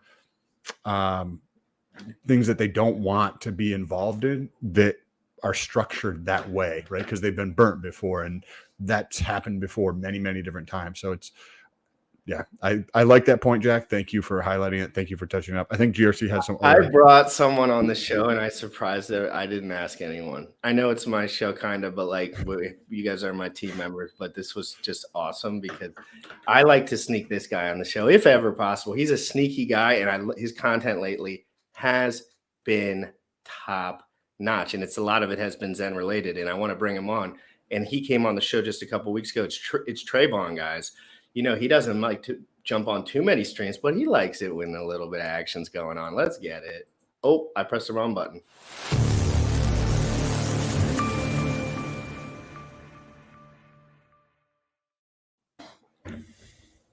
What's up, guys? Hey, dude. Oh. What is up, dude? What's up, Jack? what's up? Welcome to the grind. What about me, Trayvon? What's up, Jim Rat? My bad. You're not Come on, important, bro. dude. You're just a Just host. joking. I'm joking. You're just a guy with a camera and in a hoodie. I mean, nobody cares. What's up, Sam? Hey, Trayvon, how you doing? I'm not used to doing these, man. That's what I'm saying. I don't know the ethics and stuff. Wait. Should I wear sunglasses too? Oh, my bad. I'm coming off my stream. I just got off my stream. Trayvon, can I ask you a question real quick? Can I ask you a question? Oh my God, what is going on? What is this glasses? Like We're somebody going dropped viral, it? guys. Let's do it. No, but I seriously have a question. Those are the glasses my girlfriend has. Oh my God, I haven't laughed like this in like a week. I've been so stressed out. Unless I'm watching Trayvon's like smashing. Well, everybody's freaking out for like no reason. Correct. What y'all been talking about? Paradigm shifting, bro. What were y'all talking about? We're talking about Zen, and we're talking about a lot of like, we thought Jack got a lot of the stuff that he said that was very calm and very nice and detailed about the beliefs he has about Hex and some other coins that are just a little more centrally owned, got blown out of proportion completely in the Hex community, and they're just using it as a way to attack everyone. And I just want everyone to be open-minded. I see a lot of wallets. I see a lot of action, and I want people to have some synergy here so we can all benefit. And rather than just being evil, bro, people are calling my actual cell phone being like mean. And I'm like, I don't even know you. Yeah. It's like crazy shit, but you've been in this longer than me. So I wanted to ask your perspective because I've been 500 days in Hex. You're mad because you jumped from coin to coin? Well, no, they're mad because I'm giving detailed, unbiased information about what's going on in crypto. No, I'm saying it from their perspective, jumping from coin to coin. Oh, I see. Like they think I'm just trying to like. That's the problem. Get it going. No, right. I think what it is people know you for Hex, so to see and Hex related stuff strictly for any content creator, that's what's happening is a lot of dare I say mistake of sticking with just one coin and not starting out unbiased. When you go to do something else, people are kind of like it backfires. So I think you kind of dump them in a cold Best up. But my last point about it is that I talked about 10, 20, 30 other coins, but no one cared because there was no volume. And they didn't, frankly, when I brought up V3 liquidity providing, they called me a moron. When I brought up Hedron and ICOSA ratios and how it was going to be better in a bear market, they called me a jerk off. And these are all things that benefit to me, everyone. And I talk about BNBP, things like this, and people think it's negligible, so they don't care. But they pick and choose this because we see 3 million wallets. China's blowing up like a Christmas tree. Nigeria's blowing up like a Christmas tree. New Zealand's blowing up like a Christmas tree. And it's all hexagons, Trayvon. It's all in conversation, I kind of try and look at things unbiased. Like I try to see both sides. Like, yeah, I see why they people in Hex might feel threatened. You know, another coin coming in is getting a lot of people attention. We got a $10 super chat. Play the clip. I appreciate walk it back, but then there would be your own outrage marketing in suggesting he may rug Pulse Chain or hacked when OA is spread across thousands of wallets. I think he's just highlighting negative externalities that have potential vulnerabilities rather than saying they're going to exist. When you're looking at crypto and long-term scaling, you really have to look at the little things for long term. But that doesn't mean everything won't work out. Jack, do you want to replay the clip? Jack, is this stressful for you at all? Like, I don't want to be like stressful for you.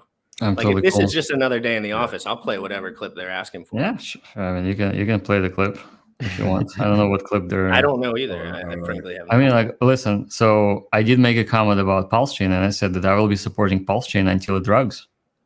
That's what I said. There's nothing else to say. Like until something bad occurs. Isn't like the token. I mean, yeah. I see how that could be taken wrong, though. You know, until it rugs. Like you're saying that it's going to eventually rug. It sounds. No, I mean, like what I'm saying is that Binance can rug anybody right now, and they haven't. Therefore, they're good in my mind. Right. Sorry, go ahead. No, go ahead. And pause the chain. This is what I literally, as soon as I saw this bridge hack with Binance, I was like, oh shit, Pulse is gonna. I was like, I got very not apprehensive, but it casts a lot of doubt. Right? You have 32 validators or 31 validators on Pulse. Same exact thing. It's super centralized, very very centralized.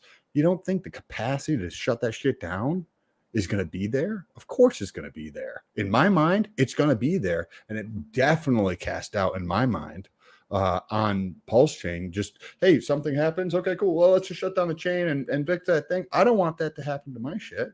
Like, I completely see where Jack's coming on this point here.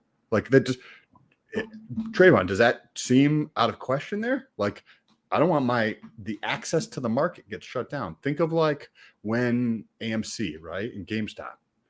The market, the people who control the market were like, F you, little B, we're not allowing you to access the market.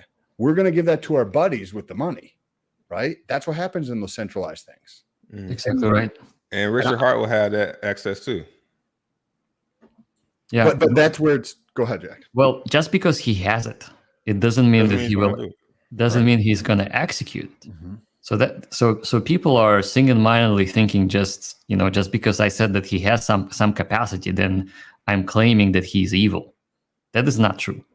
Right. That's what people do when they're upset about maybe something not. And I think a lot of people are looking at just the clips of you too. I don't think they're sitting watching the full streams. I think they're seeing the out of context. I mean, like, listen, my Twitter has exploded with people saying, well, "What the hell are you doing?" And I'm like, "What are you guys talking about?" They're like, "Well, somebody told somebody who told me that you did this." I'm like, "Well, did you actually listen?" They're like, "No, I didn't listen." Yeah. All right, Toby's coming at me hot and heavy, so I'm going to listen because if he's feeling dangerous, I'm just kidding. He's a good guy. Another one. No, it's the same one. I just didn't read it properly. He said, "Play the clip. I appreciate walking it back, but some would claim you own your own outrage marketing with that and suggesting he may rug Pulse Chain or get hacked when OA is spread across thousands of wallets." Okay, so thousands of wallets with OA.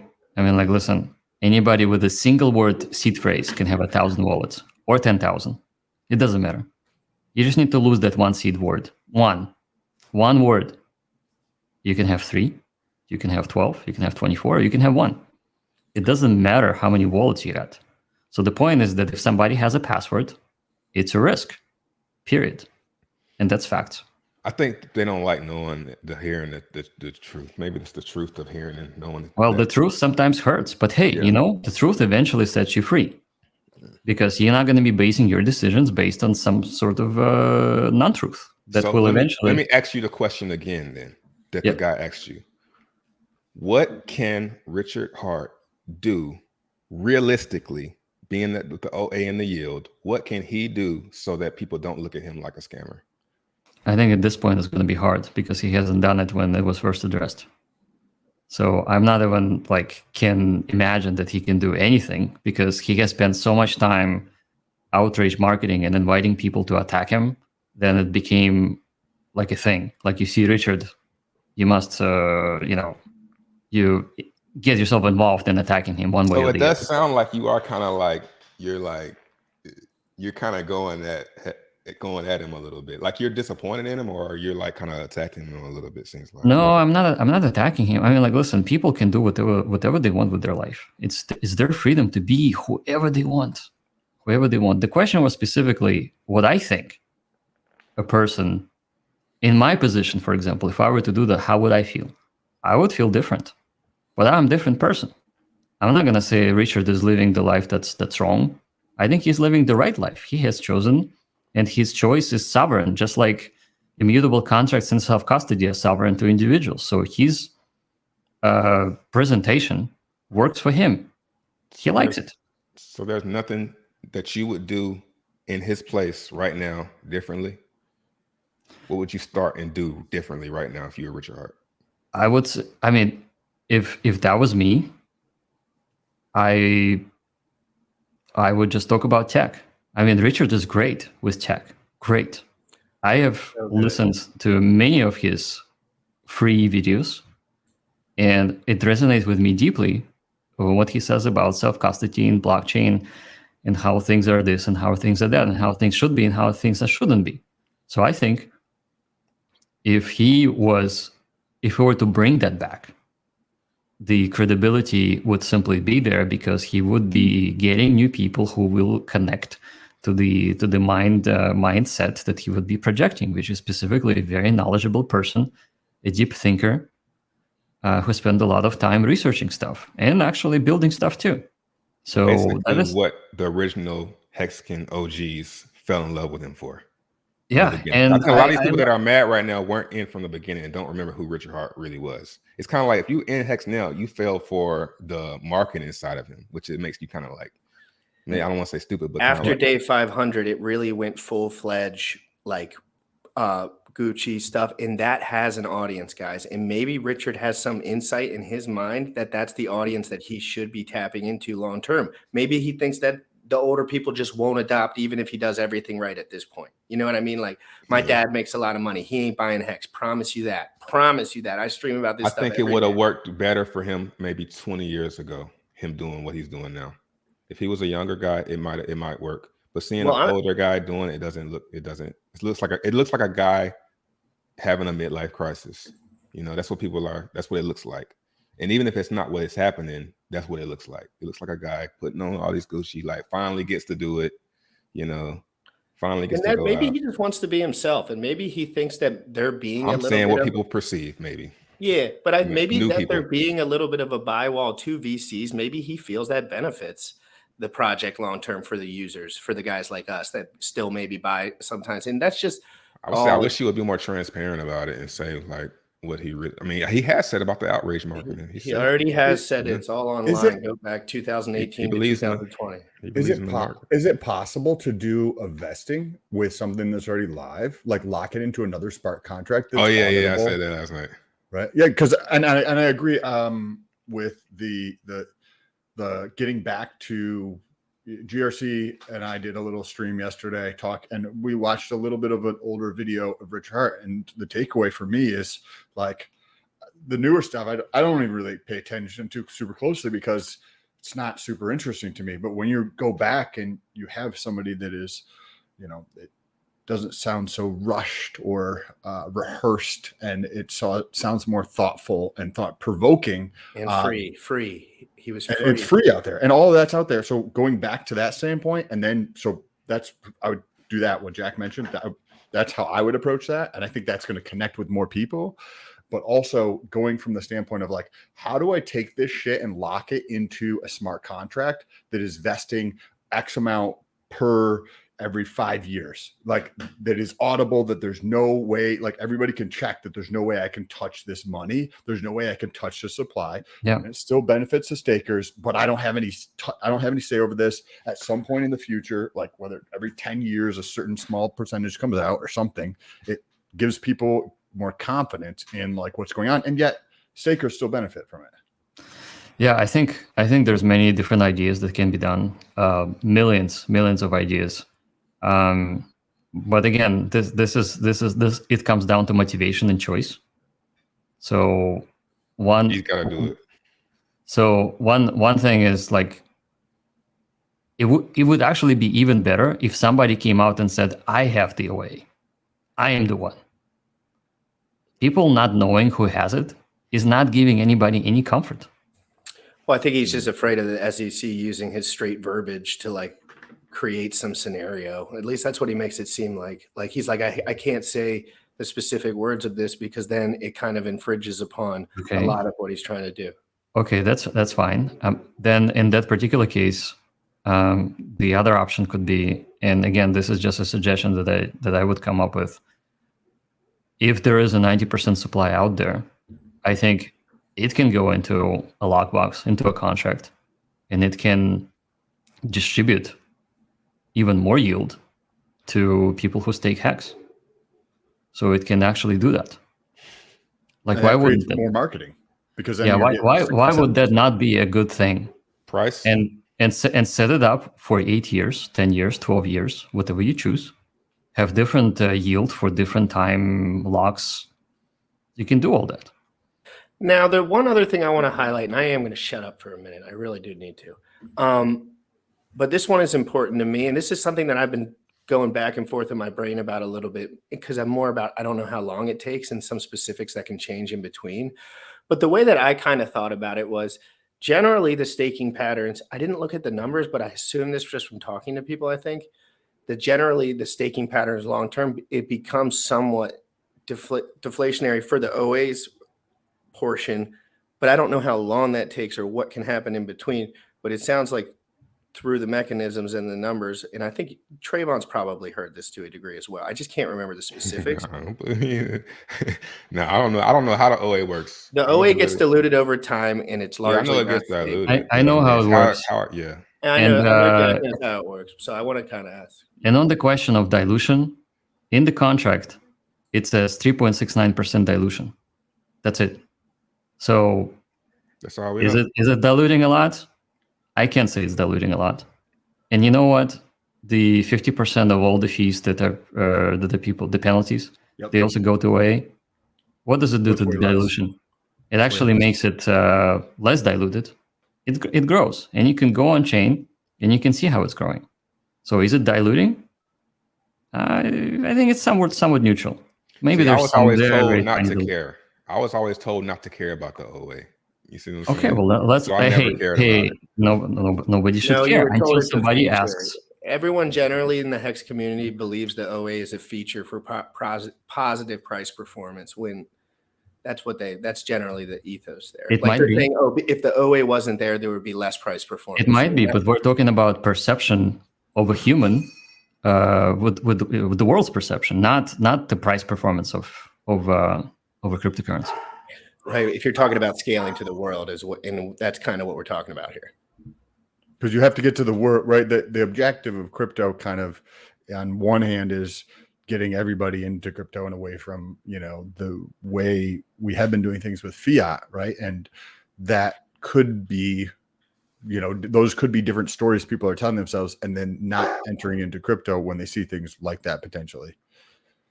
Outrage marketing works, but it gets boring and dull over time unless you keep people engaged. People want to know about Pulse and Pulse X, and he's not really giving us any. Floyd Mayweather did it best by winning fights. I think what Trayvon was saying too, people, I'm going to say BS, but just people's like attention span for that kind of stuff in terms of outrage marketing worked, in my opinion. Yes, it worked better maybe 10 years ago, 20 years ago, 15 years ago, right when like a lot of social media and stuff was like really starting to ramp up, right? That's what like all the Logan brothers were doing perpetually, and just anybody trying to gain attention was doing pranks or doing all sorts of bullshit to just try to gain attention, whether it's like I'm in front of my Lamborghini, you know, and my bookshelf in the back of it with like Ty Lopez and stuff like that. You have all of this stuff that's been played out over and over and over and over and over and over and over and over and over and over again a billion times, and people have seen this stuff so many times. Like I don't know. Like I think that was a good point, Trayvon. And I think that this conversation, Was that comment up again? Which one? The big one? The one that was yeah. So outrage. Oh, my bad. So outrage marketing did not work on me. I found it hilarious and entertaining, but what did work on me is intelligence. Yes. And that's what worked on me. And that will work on me every time. Same here, to be honest. I started watching once he called the top and it started moving down. I just went into every single one of his videos from 2017 to 2019, and I learned so much in 6 months that I could never imagine learning more from one person. And now the version that he comes out with is more like he is deflecting a lot because, frankly, the outrage marketing causes negative effects too, because everyone just says crazy, wild things on the internet constantly, and it causes like a jam up. What was your point on this one, Trayvon? Oh, there's nothing to say about Pulse and Pulse X. That's why he's not saying anything. There's nothing to say. Well, he keep just talking about how it's going to work. Just keep talking about how it's going to work over and over again. A little bit of V3 liquidity providing alpha the other day, which I appreciate. You do the V3 alpha on Ethereum right now.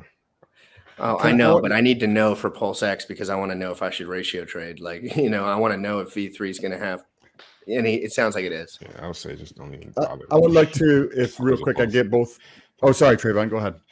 Oh no, I don't want to flip. I'll just say I'm just going to hold my Pulse and Pulse X. I'm not really going to do too much here. I think you'll be wildly successful doing that. I have a feeling. I really think everyone that does that will be. If it ever comes out, it'll be. If it ever comes out, it'll be. Are you happy you sacrificed? Because I certainly am. I am. Like, I don't really care anymore. I mean, I do see the USD value that I got locked in. It's like, oh yeah, if that comes back, even if it just breaks even, I'll be like, damn, that's nice to have that back. You know what I'm saying? But I just like having money. So it doesn't really need the pump because I mean, I really the USD value that I locked in is now my perception of it is like up. So it'll be dope if it ever comes out. But I'm not sitting here waiting for it, you know. By the way, how many people do we have right now? 471 live viewers. I think this is all-time highs. I think this might be. I think we did 500 the other day, and I didn't even wake up on time. It was literally like 400 in here, and I like scrambled to my thing, and Sam was like talking to someone. And I was like, "What's so, getting back to Zen real quick here for a second, and then I have to run, and you guys can continue. Zen reminded me, at least obviously we've had 72 hours. We're so early, but reminded me slightly of Apple and the iPhone in 2007, where you'd have people sleeping in the mall waiting to get an iPhone. And the rate of adoption is what I'm thinking about related to this.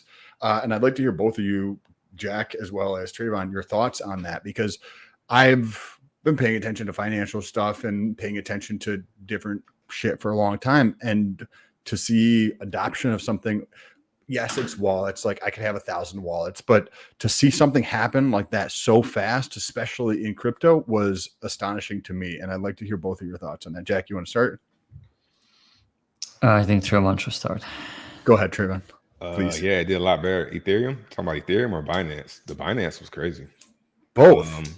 Like, as far as people waiting in line, as far as in Apple, you mean rushing to get in, or the virality? Yeah, right. The virality of it, right?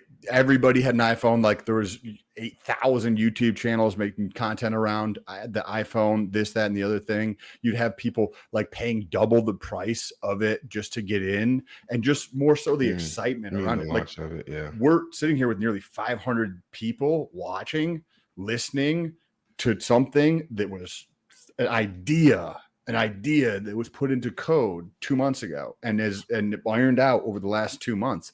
And there's 2 million wallets nearly on BSC and 750,000 on Ethereum already in 72 hours. Like that's astonishing growth, right? And it's just crazy how quickly that has taken place just from an idea being put out into the ethos. Yeah, I think it's pretty epic. I think the gas fees helped it though. The ETH gas fees being down helped it out a lot. This done the bull market, I don't think it would have done as well. But I think Jack has a lot to do with it. I think he brings a lot of confidence to it. So yeah, it's crazy. I'm just trying to keep it kosher, you know what I'm saying? Keeping it. I don't want to get too excited, but it seems like this is gonna be pretty dope. Yeah, it feels like I to be honest, it does feel like and it feels like another one of those beginning of X situation where everybody who's not, where it kind of attacks the community. It kind of indirectly attacks the community like it did for Bitcoin. Bitcoiners and other crypto people were very intimidated by X, man. Like you could just, that type of fear. It's like a fear that you sense in them, and it kind of like it reveals maybe that this might be threatening to somebody's project. And I think that some people just might be a little bit over invested and they're just too invested in Hex, man. Like you gotta. Well, I think by being too invested in Hex, it could in turn hurt Hex because it's about the new user. It's about adding people. It's about getting new people in. It's not the about incentive to add people just isn't really there. I mean, there is the T-shirt, there is an incentive, but it's Richard just says people buy when price pump. Yeah. You gotta wait for the price to go up. So it's not new. So it's like it's got that. Hex is Hex. I love Hex. I showed my stakes yesterday, how many stakes I have. But same, I love Hex.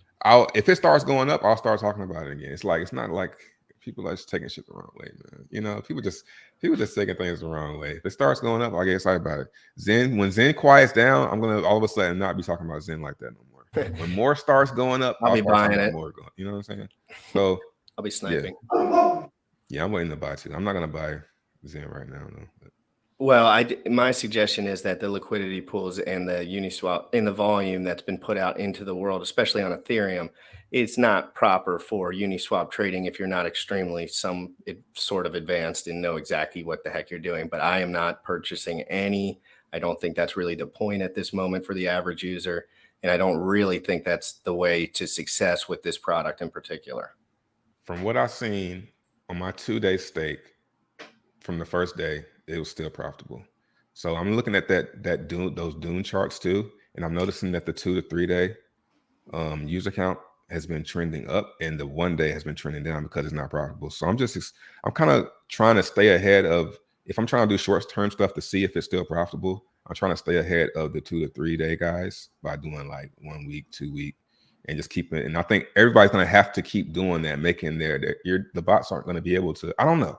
But it doesn't seem like the 1 day. I want to hear Jack's thoughts on this. If the 1 days are going to be profitable for much longer.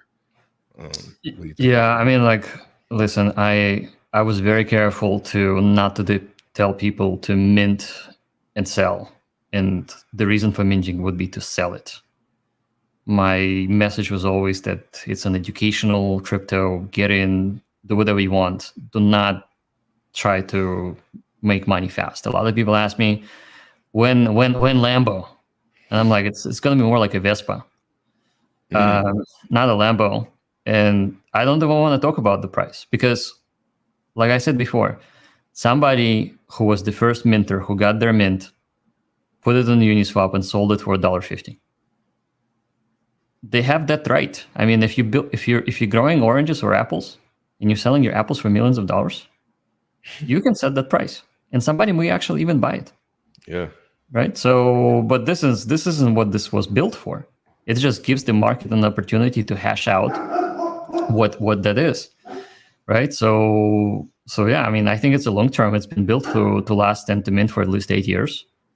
And yes, there's FOMO, but I guess there's FOMO in everything. I just didn't expect. So like I built the 5,000 limit for the day term limit to expand from 100 days to 300, because I thought it's going to take me 6 months to get to 5,000. I literally thought that. That is why it's 5,000. I mean, it should have been 5 million. Wow. It should have been 5 million. I mean, I literally underestimated how many people will join. In my head, I was thinking from my friend group and how many bots and the stuff that they all talk about. I was like, I'll give it 10 minutes. Yeah, but think about it. I'm writing the code. I'm thinking about it. Right. There is no Not thinking traction about yet. community and yeah. There's no community. Nobody in Telegram. Nobody. And all of a sudden, I have 13,000 people in Telegram, and another 5,000 people in adjacent Telegram groups, and they're all talking about it.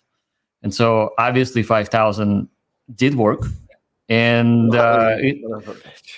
it's beneficial for. That's nice. Can I just read it? Can I begin? Man, Molly, why don't you come to my stream, man? Guys, this is the best man. stream in crypto. First of all, let me give it some context because Motley's a person that I frankly respect, and he's a friend of mine, and he helped me learn about investing really early on, went out of his way to help me for no reason. And he's just didn't even know me. So let's have some context here. And he's a great community leader, and he's a great man, frankly, in my opinion. Okay, I don't know. Everyone have different relationships, of course. Jack, why did you go out of your way to not mention Hex or the community when asked by the Huobi Sex rep in Spaces this morning? He asked where Zen gained initial traction. If there was a community adopted Zen and you went out of your way to not mention Hex/community, a crypto and community that follows the first principles of crypto clip the Telegram GRC. Can you just answer first? Sure. Good question. I'm a little tired, but I believe.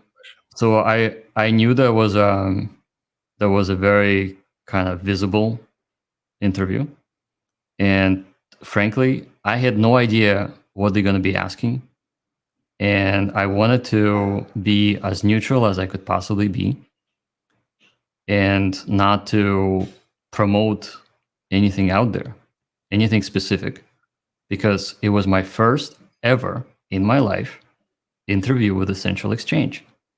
So I didn't actually think what my plan should be, but what I thought is that it's going to be a conversation about Zen.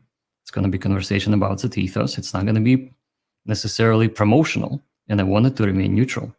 And that is why I didn't mention anybody by any name. Nobody. And I think Richard would be the first one to never mention anyone else by name for anything, unless it finally Hedron and Icosa, he barely gave it a little shakeout because he was like, this is probably good. And it took him a while though, because you can't learn on 100% correct. Yeah. Sorry. And it's crazy though. It's crazy because this man is doing just a little bit of what Richard does all day long, slams people, calls people morons, calls everyone stupid. Frankly, but I think Richard's amazing and genius. I just think he does whatever the hell he wants, which frankly I don't really. I mean, I guess I do, but I just calmer. Yeah, if someone asks me what do I think about the Hexagon community, then I will speak my mind. But they have to ask me directly. I'm not there to. This is safe. Yeah, so I have no reasons not to be transparent. I have my thoughts and my ideas and my convictions, and I'll speak about them freely.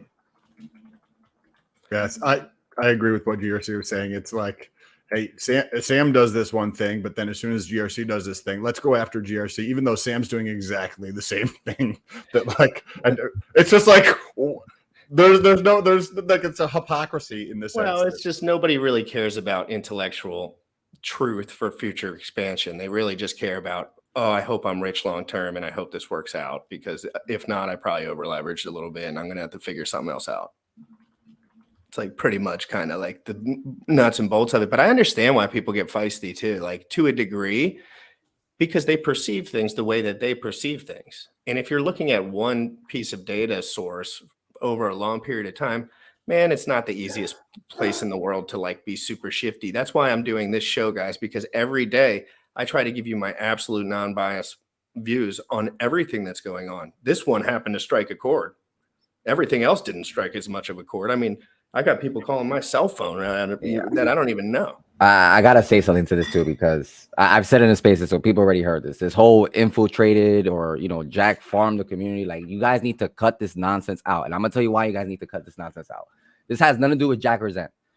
I have been shilled nothing but sacrifices and airdrops and all this other stuff from this community for the past 6 months. And those people came in, shield just like Jack did. And I'm not even saying Jack shield, but like came in. Hey, I have a project. Here are the details.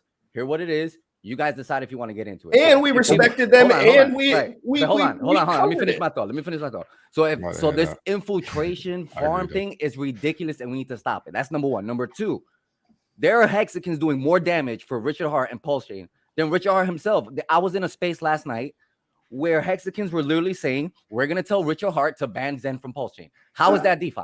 How is that DeFi? How does that help Richard Hart? How does that help Pulse Chain?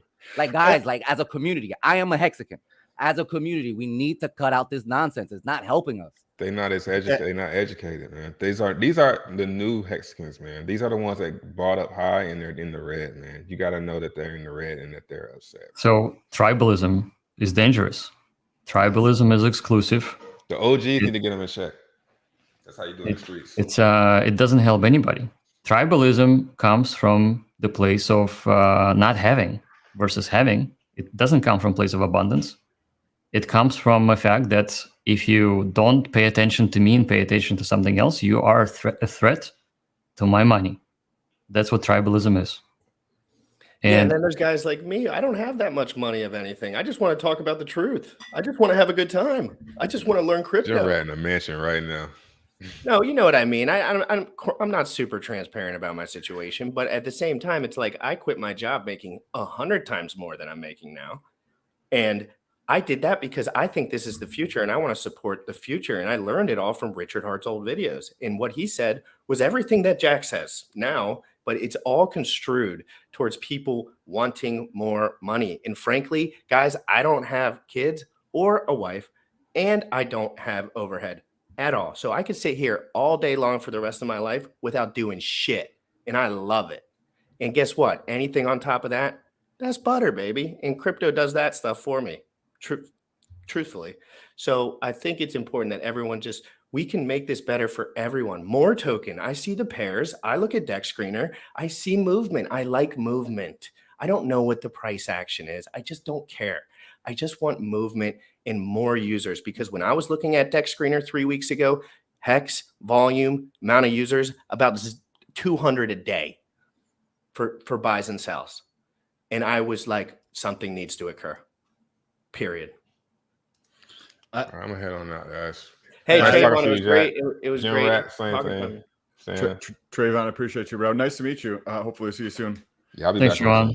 Yeah, I'll spam your DMs more. He never answers me. He just I just spam him. But I don't want to take up anyone's time too much. But I think this is a good time for everyone to be inclusive and make crypto better rather than not. That is exactly my point, and you're exactly right. I think together as the worldwide community, we can do better rather than being exclusive and rather than spreading the negativity and, focusing on that sort of, closed door mentality where if you're not in a club, then you're not in the club. And if you're in a club, you have to follow those rules and this and that. I mean, this is crypto. It has certain tenets. Richard talked about those tenets. They're called first principles. This is what attracted me to Richard to begin with. He didn't call them that, but that's what it is. And I think that actually unites the world more. And it removes the essential control. And it's just better for everybody. Like, my money should be my money. I should not be censored. Things should be distributed. And if anybody wants to make changes, they should feel free to make proposals. And people, whether, if the proposal was good and it works, it will have success. And if it's not, then it will fail. Or maybe it will be somewhere in between, in purgatory. I mean, who knows? But anyway, that's the thing. So I think we all should be more open to new ideas. I agree. Well, more open to any ideas. Frankly, people are messaging me, telling me to take my Hex advertising down. And they're the ones that want Hex to do well. They're saying, hey, you can't have X. No one can tell anybody what to do with their life. Oh, I mean, it's like that's their best idea of moving this thing forward, telling people to put their advertising down. Yeah, exactly. Exactly. You know what that is? That's my coffee coaster. Yes, Jack. Right? So loud and proud. I got it on my birthday. a friend that I talked about hacks thought I would enjoy it. And so he made me the hexagon looking coasters that will have the hex logo. Thank you for showing that. That's awesome. Yeah, it's like you're gonna talk about other things, and your channel's gonna grow a lot. So can you put your advertising for the product I have the most of down? I think Richard would say, GRC, can you keep that on the wall? I like the hex stuff on the wall. Hex is lit. That's a good that's a good comment there. That's what Richard would say, I think. Kinship, your mind is like a parachute. It doesn't work unless it's open. Yes, you're able to grasp new things if your mind is open to new possibilities of learning and just different points of view. You don't have to do those things. You don't have to even agree with those things. But we saw what happened over the last 36 months with a lot of people very closed mind, didn't want to see the other half of an argument. Let's censor those people who don't agree with us, right? It needs to be open to get to a better solution. I'm not gonna be able to have a discussion, even if Jack and I didn't agree on something, if I wasn't open. We'd have to have a discussion where we go back and forth in a manner where I can understand how he thinks about things and what his point of view is, so that I can choose as a sovereign individual to be like, that's BS. Oh, that's such a great point. I'm going to implement that in my thinking about the world. That is a great point there. Jack, I have to run. Jack, this has been awesome. I don't know if GRC is going to stay on or not. If you guys want to check out Twitter, my Twitter is also right there, I think, or in the description. I appreciate you, Jack. Hopefully I get to see you again soon, and I'm looking forward to seeing the success on Polygon. Thank you. Thank you. I'm gonna jet too. I got a workout to do. Any time frames for the launch, Jack, before you go, so maybe people can feel prepared? I'm gonna have a conversation within an hour with my boys, and if they say it's all clear, then we're gonna start the timer. And they should look at your Twitter, Jack. Yeah, just look at the Twitter. Also look at Jack Levin Official. I'll be streaming the countdown. There's the Twitter, guys. So guys, we'll be Jack Levin Official. Go to Mr. Jack Levin on Twitter. And I don't know, I want to say one more thing about the Telegram. Is the Telegram still good? I don't know. Did something happen? And then it's good. Yeah. See, I've been off Telegram. What's the Telegram? I'm getting so much hate mail that I just put it away. It's linked off my Twitter profile. So t.me/Zen Crypto Talk. I think. Perfect. Great. Thank you so much for giving us some of your time, Jack. And thank you so much for, this isn't all exactly what I don't frankly want to be talking about most of this stuff. I want to talk about the future. I want to talk about innovation. I want to talk about what's next. That's what I want to talk about. And frankly, I'm going to be moving into that moving forward. I'm going to be talking about what's next, what I like, and what is powerful in DeFi. Here. What's done is done, and the future is open. Let's make the most of it. Yeah, let's all be cool and friendly, and be a nice person. And if you're feeling emotionally distressed, take a walk, figure out how to get back to your good space, and then have some real conversations with people to get back leveled in. I've had to do that a lot over the last couple of days. So guys, Crypto in the Morning, live every single day at 11 a.m. Eastern. Mr. Jack, thank you so much. Sam, I'll talk to you soon. Everyone, have an incredible day. Peace out, guys. Thanks, guys.